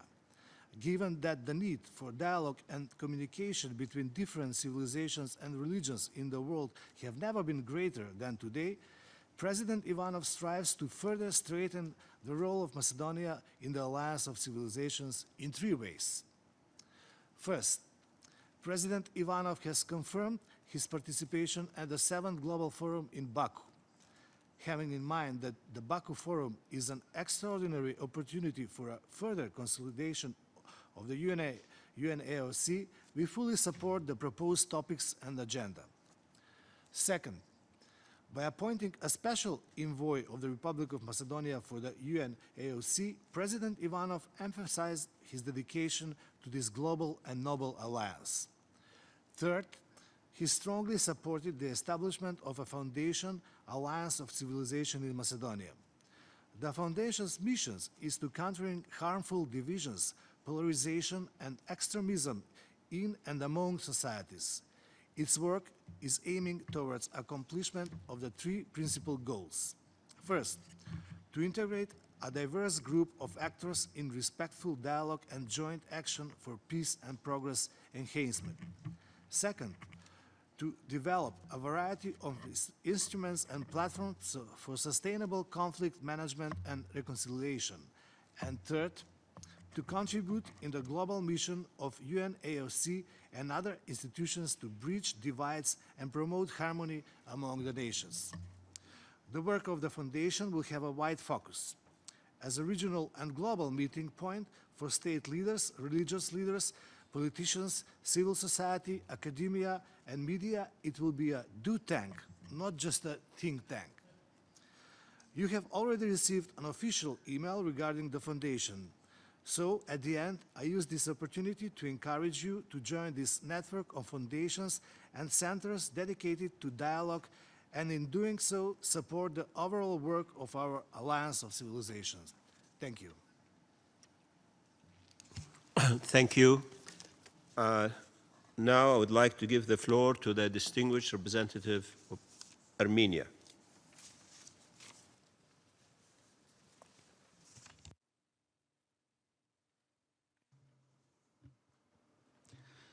Excellency, Mr. High Representative, we would like to thank AOC for holding Focal Points meeting at the time when the terrorism and the violent extremism are on the rise globally.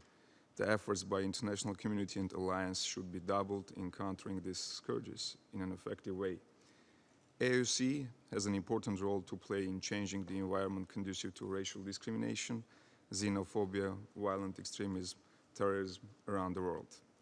Based on the discussions of the morning session here and the parallel discussion in the GA informal session on the violent extremism next door, it is clear that to effectively prevent the spread of the violent extremism in different communities requires localized, specialized, and expanded efforts that thus reinforcing the need to further empower youth, families, and women, as well as religious, cultural, and educational leaders at all other concerned civil society actors to adopt tailored approaches, including those sensitive to local cultures, religious beliefs, to addressing this phenomenon. After hearing impressive presentations by Alliance staff on programs, it is encouraging to see that AOC is advancing its programming in the vital areas of education, youth, migration, and media. We have heard today that how intensively instigators spread the violent extremism and terrorism ideologies on the media, also actively utilizing the social media tools. Therefore, I would like to highlight the importance of AOC's media program and Alliance new project on hate speech, a campaign against the hate speech for a global mobilization of citizens against this phenomena. We know that words can be powerful weapons of disseminating racism, intolerance, and outright hatred. So often we have become witness to the phenomenon of negative stereotyping and hate-mongering in the media, often fueled by populist and extremist political religious leaders. These phenomena are particularly acute in countries where the media is stifled, if not controlled altogether by political establishment. In our immediate neighborhood, we witness elevation of Armenophobia to a level of state-sponsored propaganda, where abuse and hatred towards my country and my people are driven and inspired by political leadership. Not surprisingly, alternative voices are silenced, while journalists and bloggers, civil society representatives, intellectuals, and peace activists with opposite views are vilified as traitors, imprisoned, and physically assaulted. It would be welcome if the Alliance further reinforced its media pillar, focusing also on promoting pluralistic media coverage and journalist training on issues of cross-cultural sensitivities and contentions. The Alliance might perhaps also wish to further boost its projects which would aim at advancing media and internet literacy, setting up networks of online activists to defend their intercultural and interreligious tolerance and understanding, as well as promoting citizen and especially youth participation for fairer media in support of peaceful coexistence. Excellency, having said this, the question is how effective it is in situations when the mass media is totally controlled and not free to use media tools to root out or change the environment conducive to ideologies of terrorism, violent extremism, xenophobia, and polarization within and between societies. Will the bottom-up approach as opposite to top-down in this case be possible and helpful? I thank you. Thank you. We now come to the conclusion of session 2. We will take your questions and comments on this session after the next session. Session 3 will now begin on the financial status of UNAOC. Allow me to say that over the last 10 years, the support of the international community to the Alliance has grown rapidly. Our group of friends includes today 144 members, of which are 118 UN member states and 26 international organizations. They represent all continents, societies, and culture. The group of friends of the Alliance play a vital role on the formulation of our strategy. on the implementation of our programs and in providing us with political and financial support. Support that was demonstrated when, in this past July, the General Assembly adopted by consensus a resolution titled the United Nations Alliance of Civilizations. I would like to recognize the top 10 donors who have generously supported UNAOC Trust Fund since its establishment: Spain, Turkey, BMW Group, State of Qatar, United Kingdom, Germany, United Arab Emirates, Saudi Arabia, State of Kuwait, Portugal, and Sweden.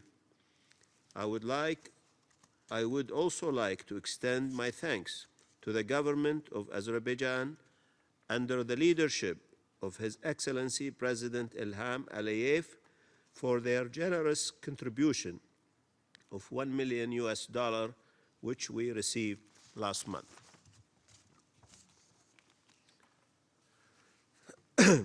I now invite the Director of UNAOC, Mr. Matthew Hoots, to go to the lectern.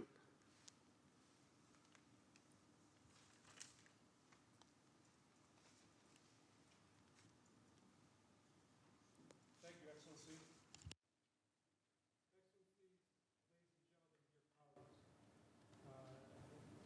As our time is growing short, I'm going to try and restrict my comments.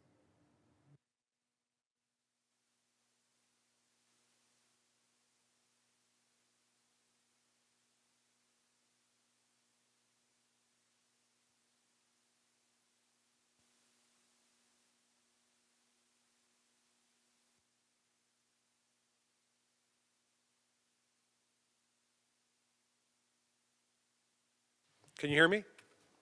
Before I move to the details of the 2016 cost plan, I want to make some comments about 2015. Basically, what it comes to is this. The cost plan that was approved by the Secretary General's office that we operated with last year required that we had to operate based on a rather stringent budget. Most of you are already aware of this fact. How did we do that? We did it through a combination of aggressive spending controls on our core costs, and we made careful adjustments to burn rate on existing project activities. Several of you all have been instrumental in supporting. This also required that the staff that you heard from today operate in much more difficult and challenging circumstances, and we had to make sure that every cost was accounted for carefully.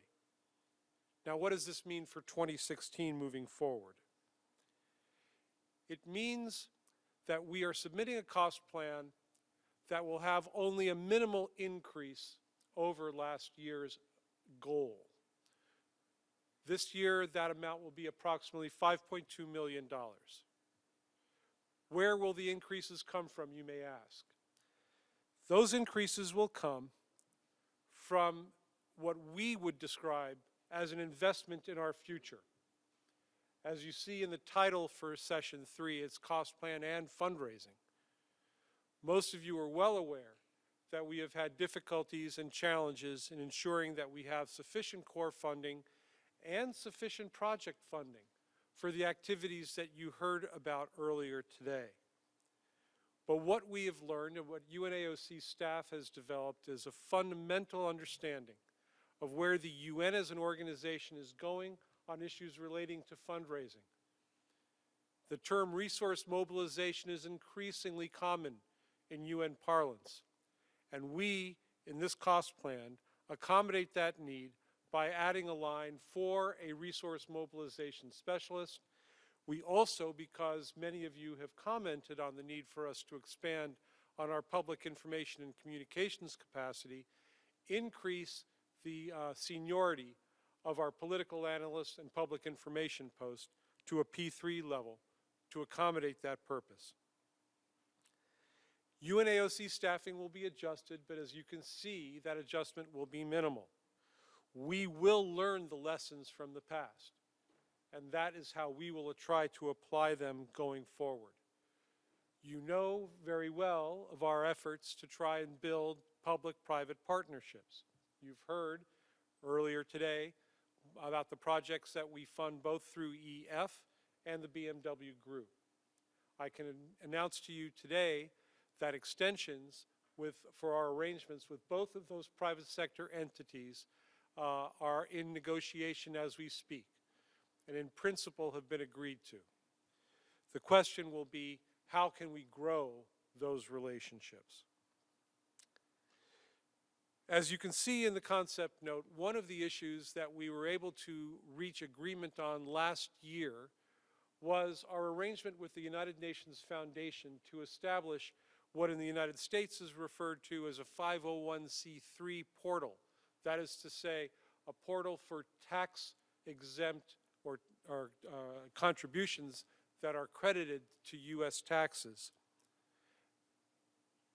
We will now start to use and exploit this arrangement. The first effort that will undertake will be the gala dinner that the High Representative is planning to host in honor of the Secretary General this coming summer.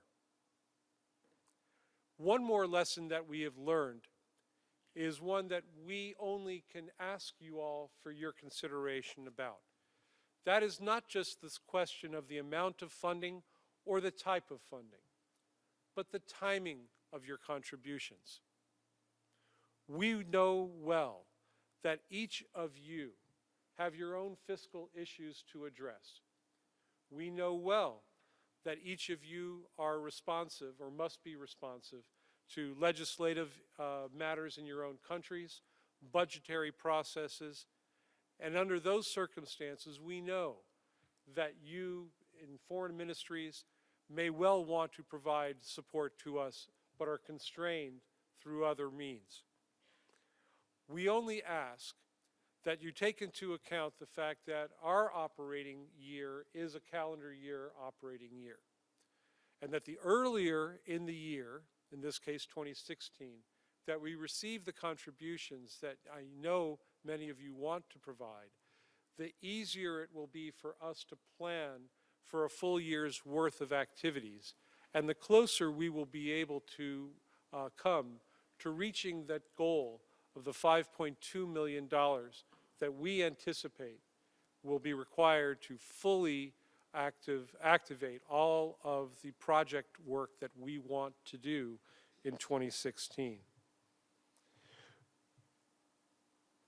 To be clear, we will be as diligent in our spending habits as we were last year, but we will need your help in order to proceed along the lines that you saw in the presentation today.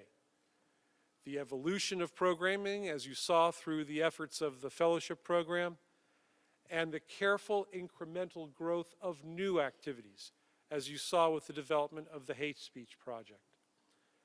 We look forward to your assistance. I look forward to answering any of your questions. Thank you very much. Thank you, Matthew. I would like to add on this regards that, as all of you know, the challenges are growing, and we have to deal with that. But if we are limited with our budget, it will be difficult.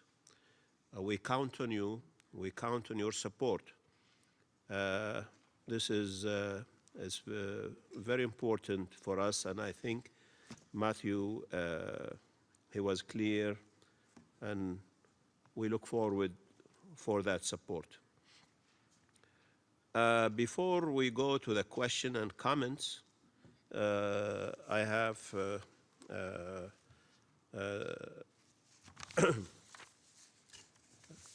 I would like now to give the floor to the distinguished representative of Qatar, Dr. Hassan. شكرا السيد الرئيس. أود أن أتقدم بالشكر لكم على دوركم الفاعل وإدارتكم الحكيمة في الاستفادة من الموارد المالية المتاحة لتنفيذ برامج التحالف، حيث استطعتم بهذه الموارد المحدودة تحقيق إنجازات ملموسة تجسدت في المشاريع والبرامج المنجزة التي اطلعنا عليها في الجلسة الماضية. كما أود الإشارة إلى أن دولة قطر كانت ومنذ تأسيس تحالف الأمم المتحدة للحضارات من السباقين لتقديم كافة أشكال الدعم، لا سيما الدعم المالي، وكذلك استضافت المنتدى الرابع لتحالف الحضارات في ديسمبر 2011 واجتماع نقاط الاتصال في أبريل 2011 وأيضا في أبريل 2014، وتقوم بتنفيذ برنامج الزمالة الدولية سنويا منذ عام 2011. هنا السيد الرئيس أود التأكيد على أن دولة قطر سوف تستمر في تقديم كافة أشكال الدعم للتحالف إيمانا منها بأهمية الدور الذي يقوم به، لا سيما في ظل الأوضاع الحالية التي يعيشها عالمنا. وندعو جميع الدول أصدقاء التحالف لتقديم الدعم اللازم لكي يستطيع التحالف الاستمرار في تنفيذ خططه وبرامجه الطموحة. شكرا سيد الرئيس. Shukran. I would like to thank you for your words, and also on behalf of you, our thanks to the State of Qatar and to the Ministry of Foreign Affairs for all their support. Not because I come from Qatar, but I was ambassador to the UN before the establishment of the alliance, and I was following the work of the alliance and also the commitment by my government at that time, and we look forward for more support from State of Qatar. And once again, thank you, Dr. Hassan. I think now I will open the floor for your questions and comments before we move to session 4.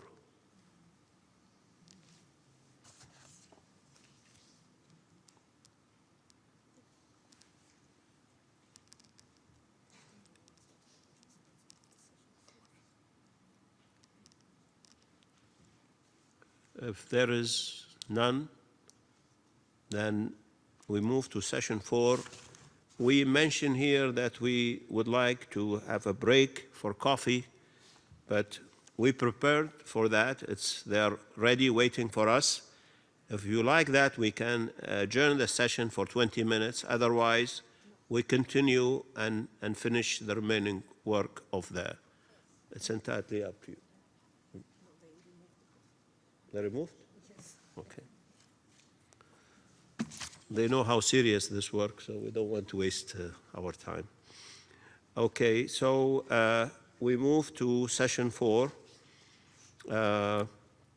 In the last session in our agenda, distinguished delegates, ladies and gentlemen, we now begin the 4th session and last session, in which we will have a PowerPoint presentation of Baku Forum.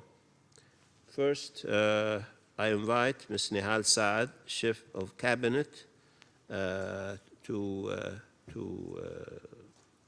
deliver some remarks and some information.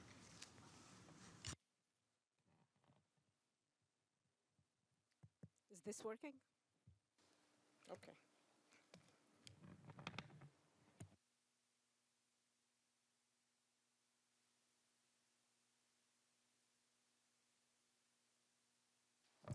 I think this is working.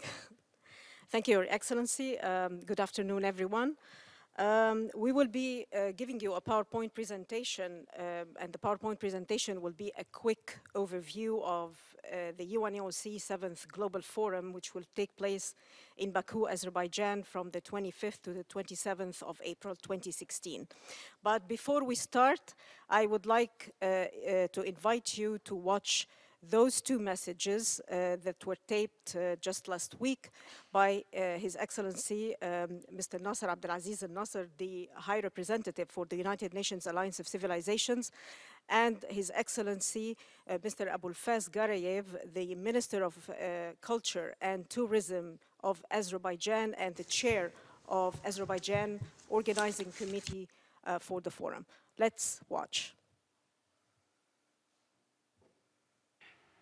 Dear participants of UNAOC 7th Global Forum in Baku, Azerbaijan, it is with a great pleasure that I would like to welcome all of you to the United Nations Alliance of Civilizations 7th Global Forum. I'm glad that our forum this year will take place in Baku, Azerbaijan. It is a city that is close to my heart. Azerbaijan is a country at the crossroads of cultures. It's a nation that sets a good example when it comes to developing and implementing successful policies that united different cultures and faiths. We would like to acknowledge the leadership of His Excellency President Ilham Aliyev and of his team and the organizing committee for their generosity in hosting the forum. This reflects their interest in promoting the mission and objectives of UNAOC. The theme we have selected for the 7th Global Forum is Living Together in Inclusive Societies, a Challenge and a Goal. Not only was this specific theme an obvious choice, but it was also a necessity to reaffirm UNAOC, Azerbaijan, and the international community's commitment to meet the challenge and the goal of peacefully living together while embracing diversity in various forms. Dear participant, I will be delighted to welcome you in April when you bring your expertise, your vision, and your knowledge to Baku. Thank you.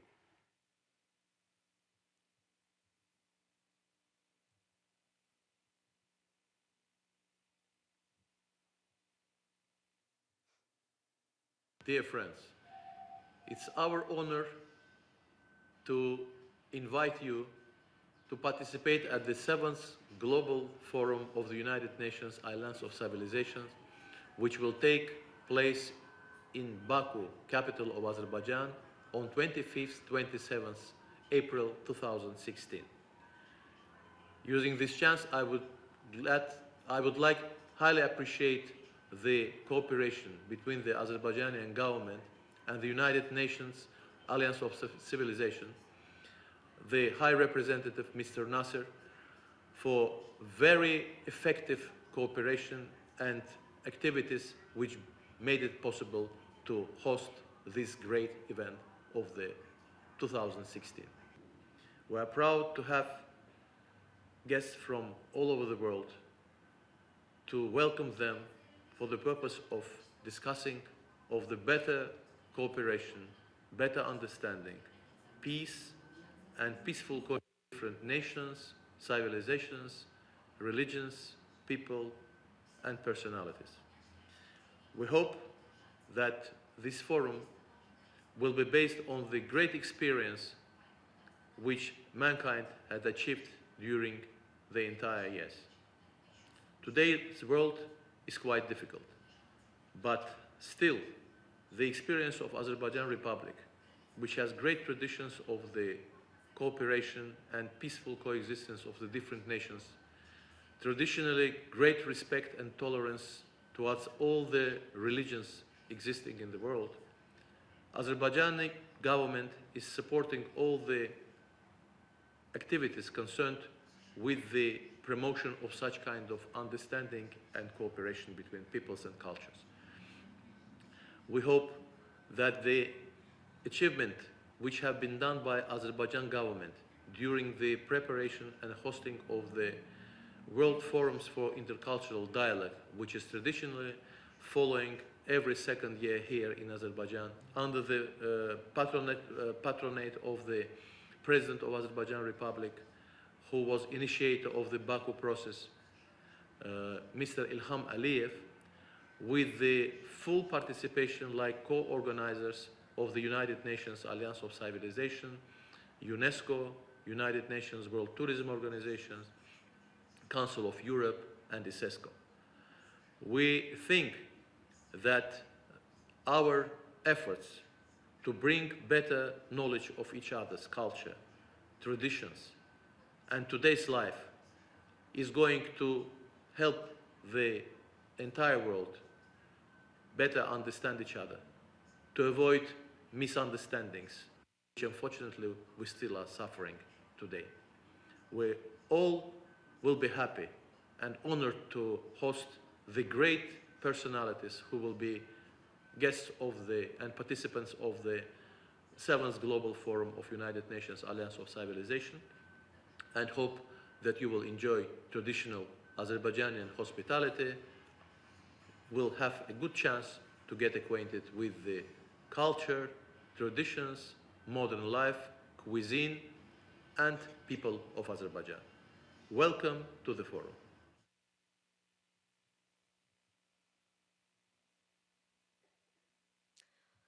Thank you very much.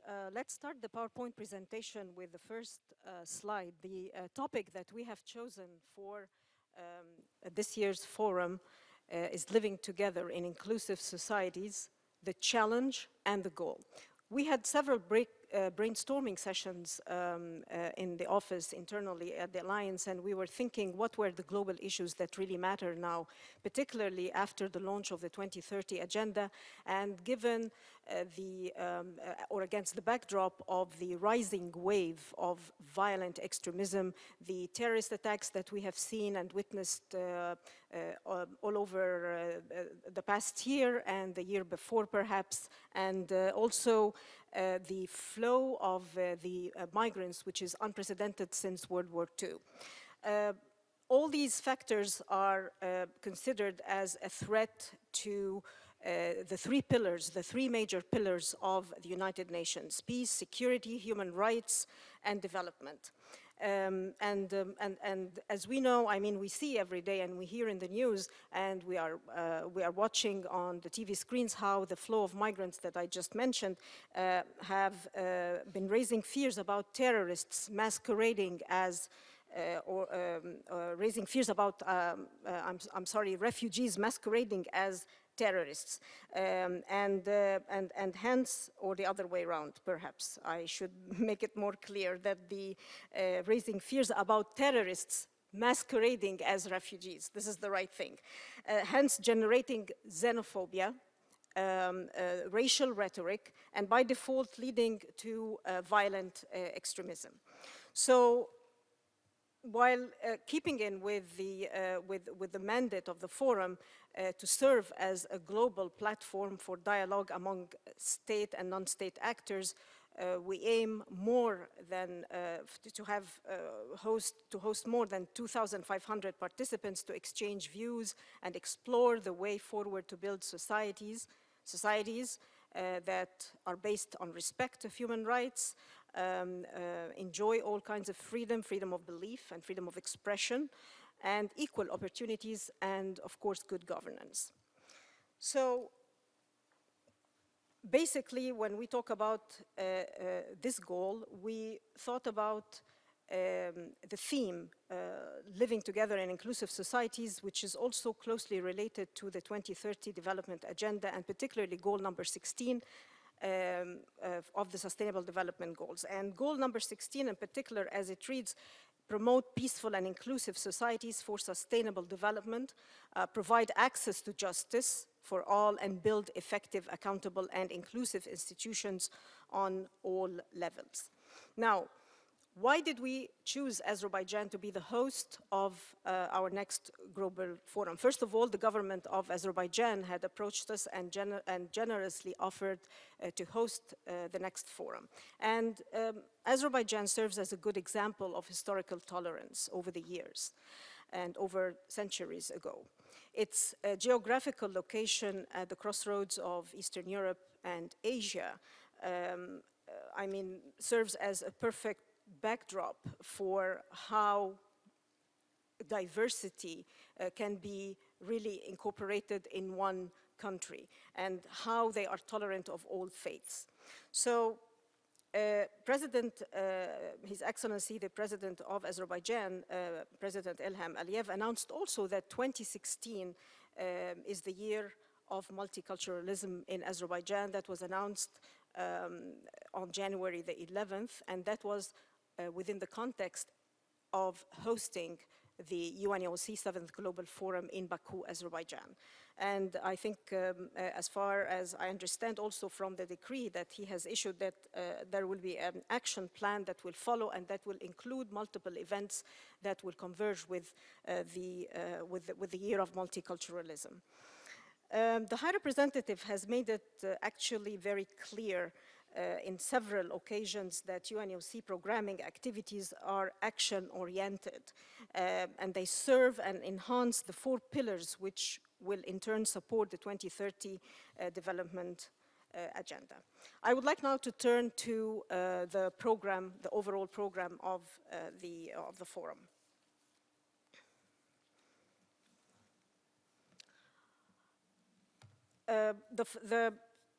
Consistent with our previous forums, the structure of the program is pretty much the same, with few changes here and there, but we will start the forum as usual with a pre-forum event, which is the youth event, which has been hugely successful in previous years, and this year we expect it to be similarly successful, if not more.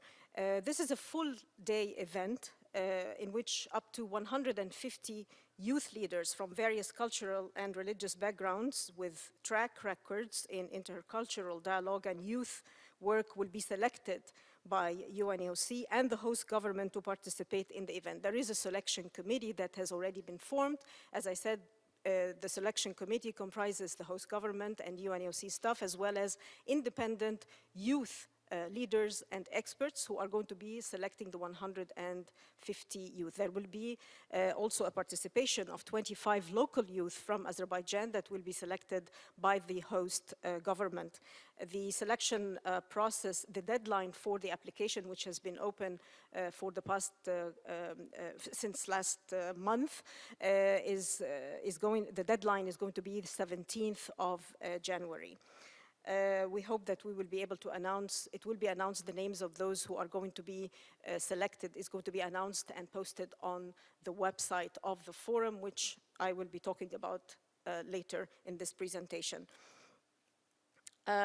Just one more thing to add to the youth event. The youth event is an output-oriented event, which provides young participants with the space for active, candid, peer-to-peer exchange on the topics of the forum. So we will hope that the youth, their activities is not just going to end by the time, on the 25th of April, that is the pre-forum event, or in the eve of the official opening of the forum, but they will continue to be proactive in the other activities of the forum. I move now to the official opening of the forum and the first day one of the forum, which is the opening session. The opening session, as in previous forums, is going to be dedicated to the host government, remarks by the host government, by the United Nations Secretary General, by the High Representative for the Alliance of Civilizations, and the two co-sponsors, the governments of Turkey and Spain. This is pretty much the opening ceremony. After that, we have 2 plenary sessions, and we have almost until now 15 breakout sessions. The breakout sessions are in working progress, but all the sessions and the different segments of the forum, of course, they all are tailored around the main theme, living together in inclusive societies. Plenary 1. The structure of the 2 plenaries is going to be 6, will comprise of, it will be 2 hours. It's a sofa-style setup. in order to allow for interactive discussions. Mostly is going to be non-state actors, mostly experts and former officials, perhaps, who are now experts in their own right. And then we will try to give much more time for an interactive discussion from the rest of the participants through a question and answers session. So I don't know if I have a problem reading this, but I don't know if this is too small for you to read from where you are. So it means that I will have to put on my glasses. Okay, yes, it's good. So the first plenary session is going to be platforms and partnerships for the prevention of violent extremism. The second plenary, which is going to be in day 2, is going to be on the good practices in social inclusion, the what and the how for sharing and replication. And we're thinking along, in this particular session, perhaps, that we would be giving and introducing good examples of good practices in social inclusion by bringing in mayors of particular cities who have proven to be good examples for social inclusion and integration. That was the idea. We are still putting together the concept notes and the speakers in these sessions. So as I said, these are all work in progress. Hopefully by the next week or so, we will be able to complete that. The breakout sessions are 15 breakout sessions until now, and the breakout sessions format is going to be 1.5 hours for each breakout session, and with 6 panelists and a moderator. And in fact, as I listened to your statements this morning and later this afternoon, I see that there is a great emphasis on the topics that we have already included as topics of discussions in our plenaries and particularly in the breakout sessions.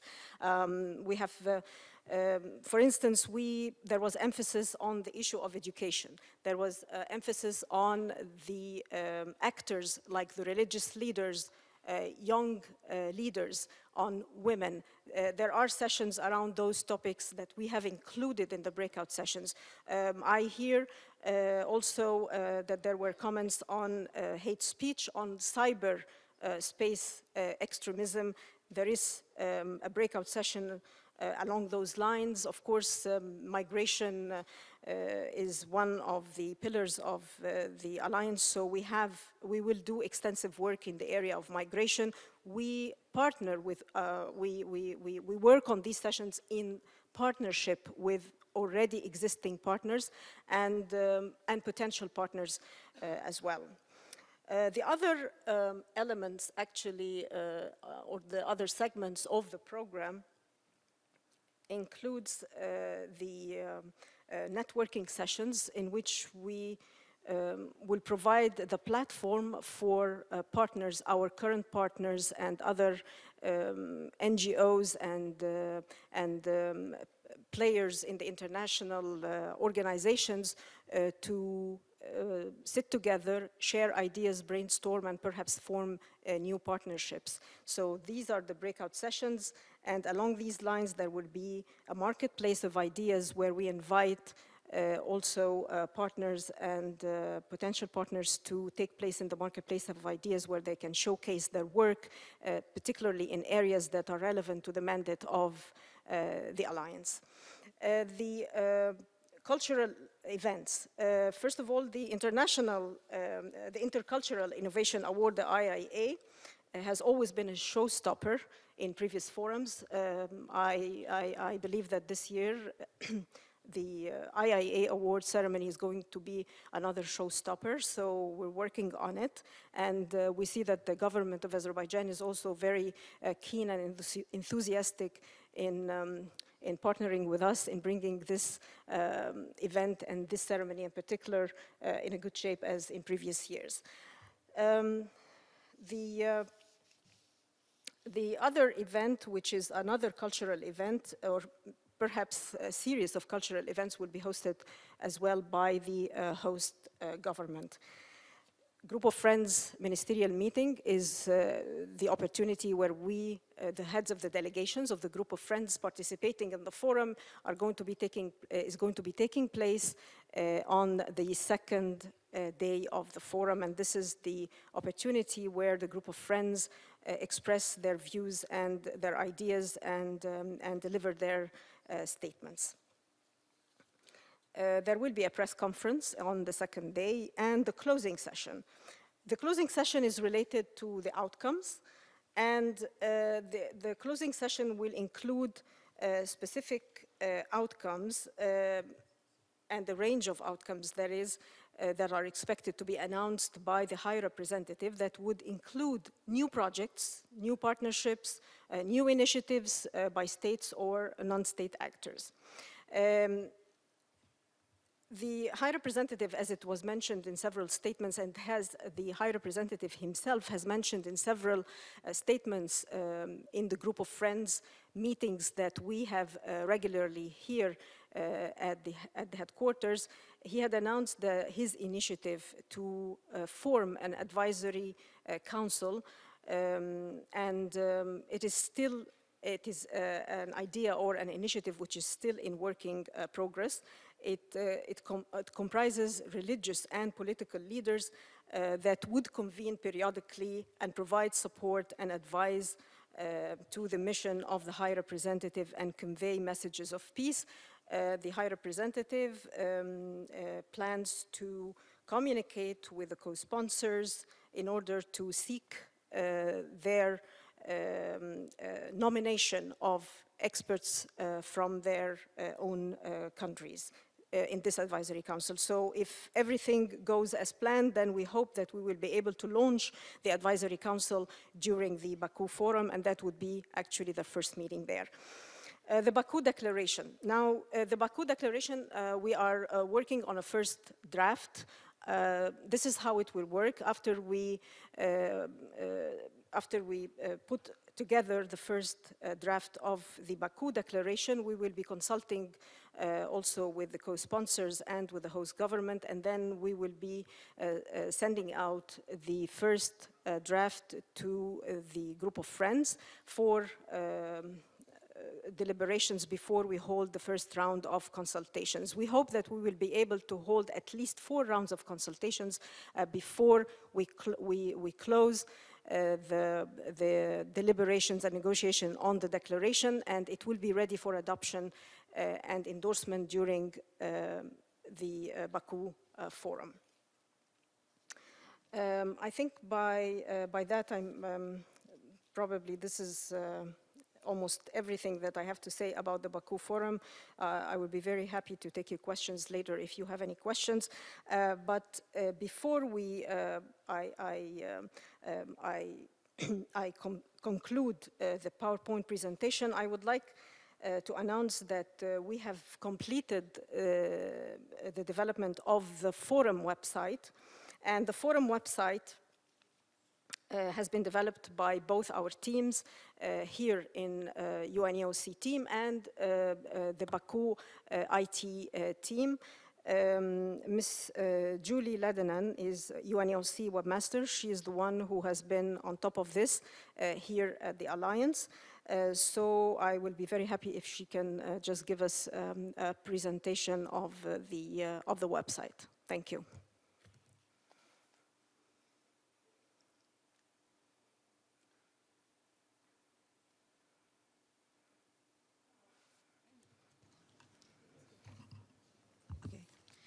So thank you, Nihal, and good afternoon. It is with great pleasure that I unveil the website for the 7th UNAOC Global Forum in Baku, Azerbaijan, baku.unaoc.org. This website is a product of a successful collaboration between the UNAOC Web Development Team and our Azeri counterparts. The design is current, scalable, visual, interactive, and more importantly, user-friendly.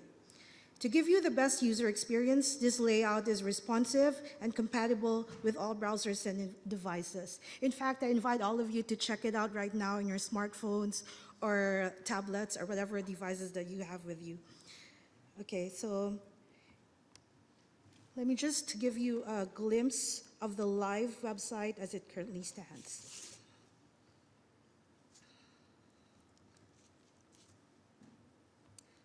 Okay. So as I stated, visual elements have been carefully designed to give the user an easy way to find and access relevant information about the forum. Among others, for example, we have published content about the forum and the theme in particular.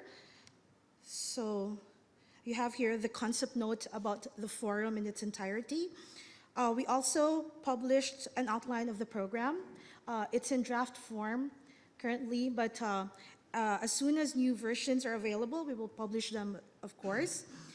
And you can also read more information about the host government and the spectacular venues for the forum in Baku. So here. In the course of the next few weeks, we will be adding more information, and we'll continue to roll out additional features to provide timely information as we approach the forum. At this point, I'd also like to emphasize that social media is at the core of our digital communications plan, and details will be published not only in the forum website, but also in UNAOC's social media assets. And we encourage all UNAOC supporters to also share the information on a regular basis. So, and with that, thank you. Thank you very much, Julie. Very good job. And you can go to the website was actually launched today on the occasion of the Focal Points meeting. And since we were doing this presentation, so it's up and running now. You can just go to the link baku.unaoc.org and browse the website.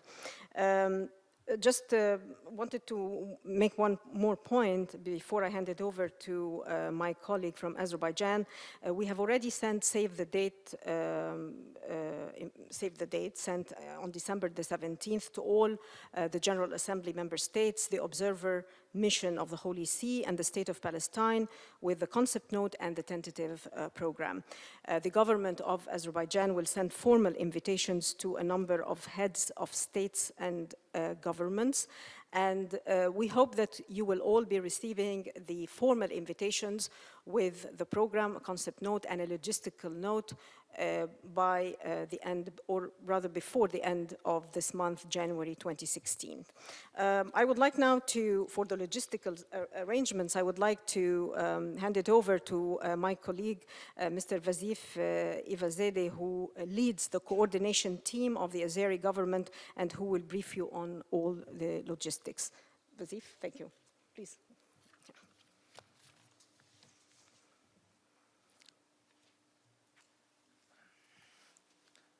Thank you very much, Nihal. It's my pleasure to be here today, and I would like to thank the Alliance of Civilization for arranging this meeting and the team of Alliance of Civilization, professional teams of Alliance of Civilization, for very substantive cooperation with the government of Azerbaijan.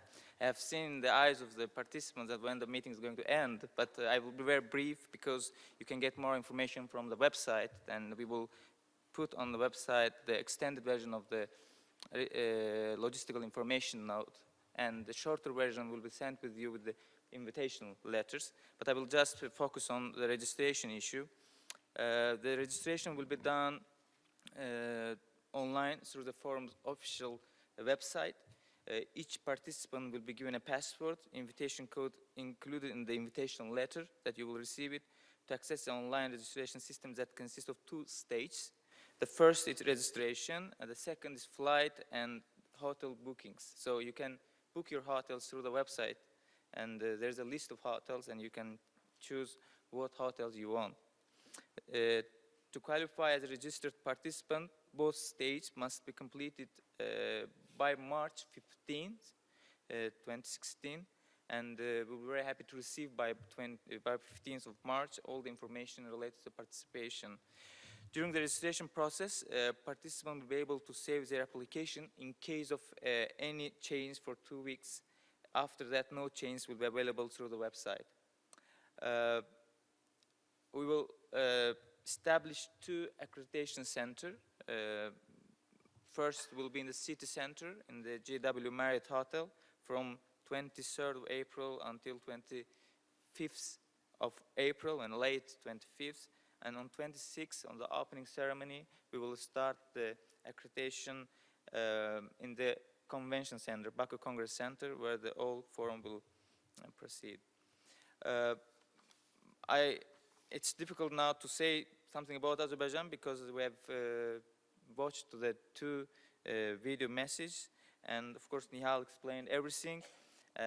Just I would like to welcome you, and you can get all information in the information note from the website. And of course I would like to invite you just to watch a film, short film about Azerbaijan. Thank you very much.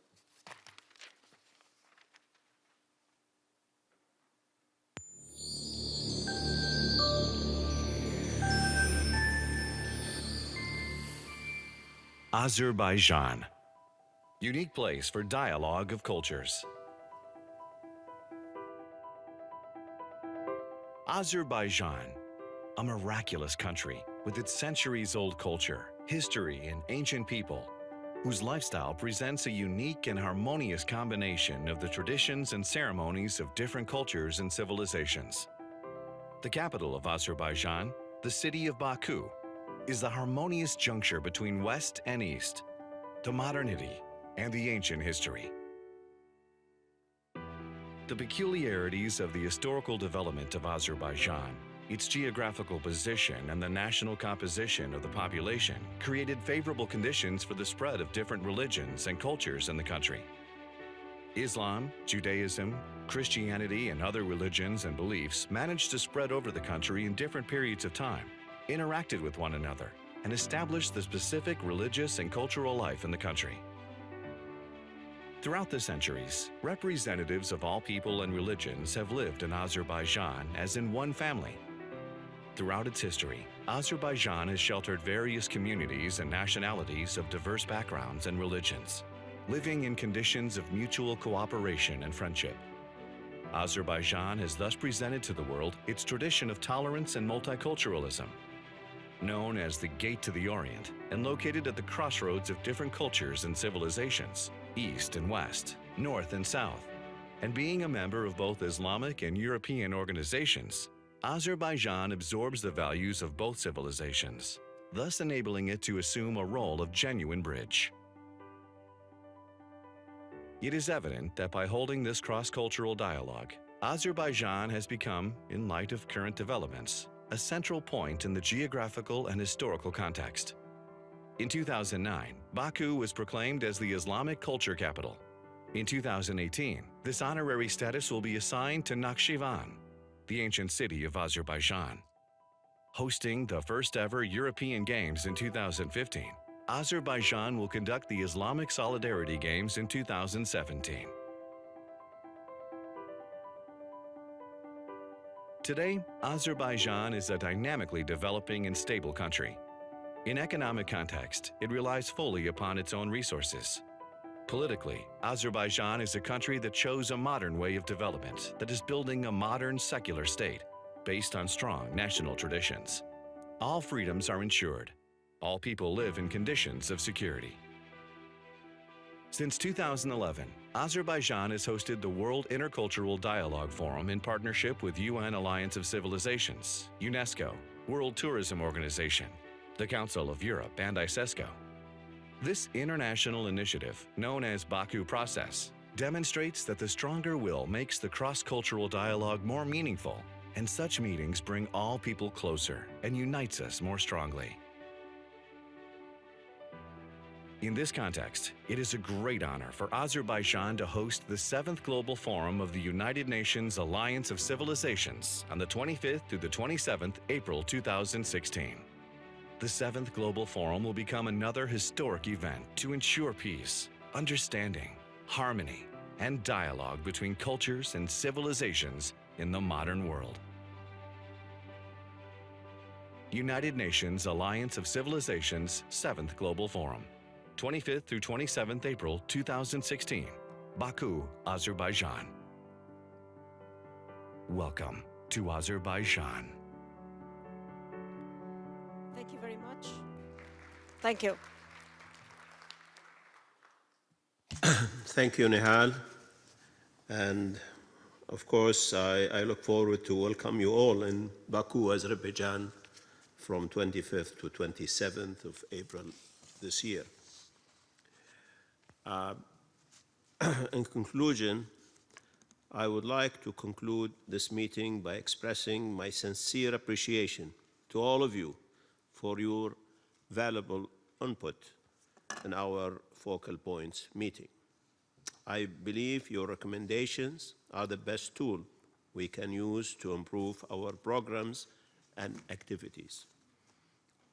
We look forward to consolidating our partnership and collaboration with a view to achieving our common objectives. Before we leave, also I would like, when we meet in Baku, that member of the group of friends announce the next hosting for the 8th global event. We will be very happy to see that happening in Baku in order to prepare ahead of time. Also, I would like to remind you that you are invited to a reception at 7 p.m. at the Italian Cultural Institute, hosted by the government of the State of Qatar. Also, I would like to extend my thanks to the Italian Cultural Institute for offering their space for our reception. This meeting is now adjourned, and thank you so much, and have a nice evening.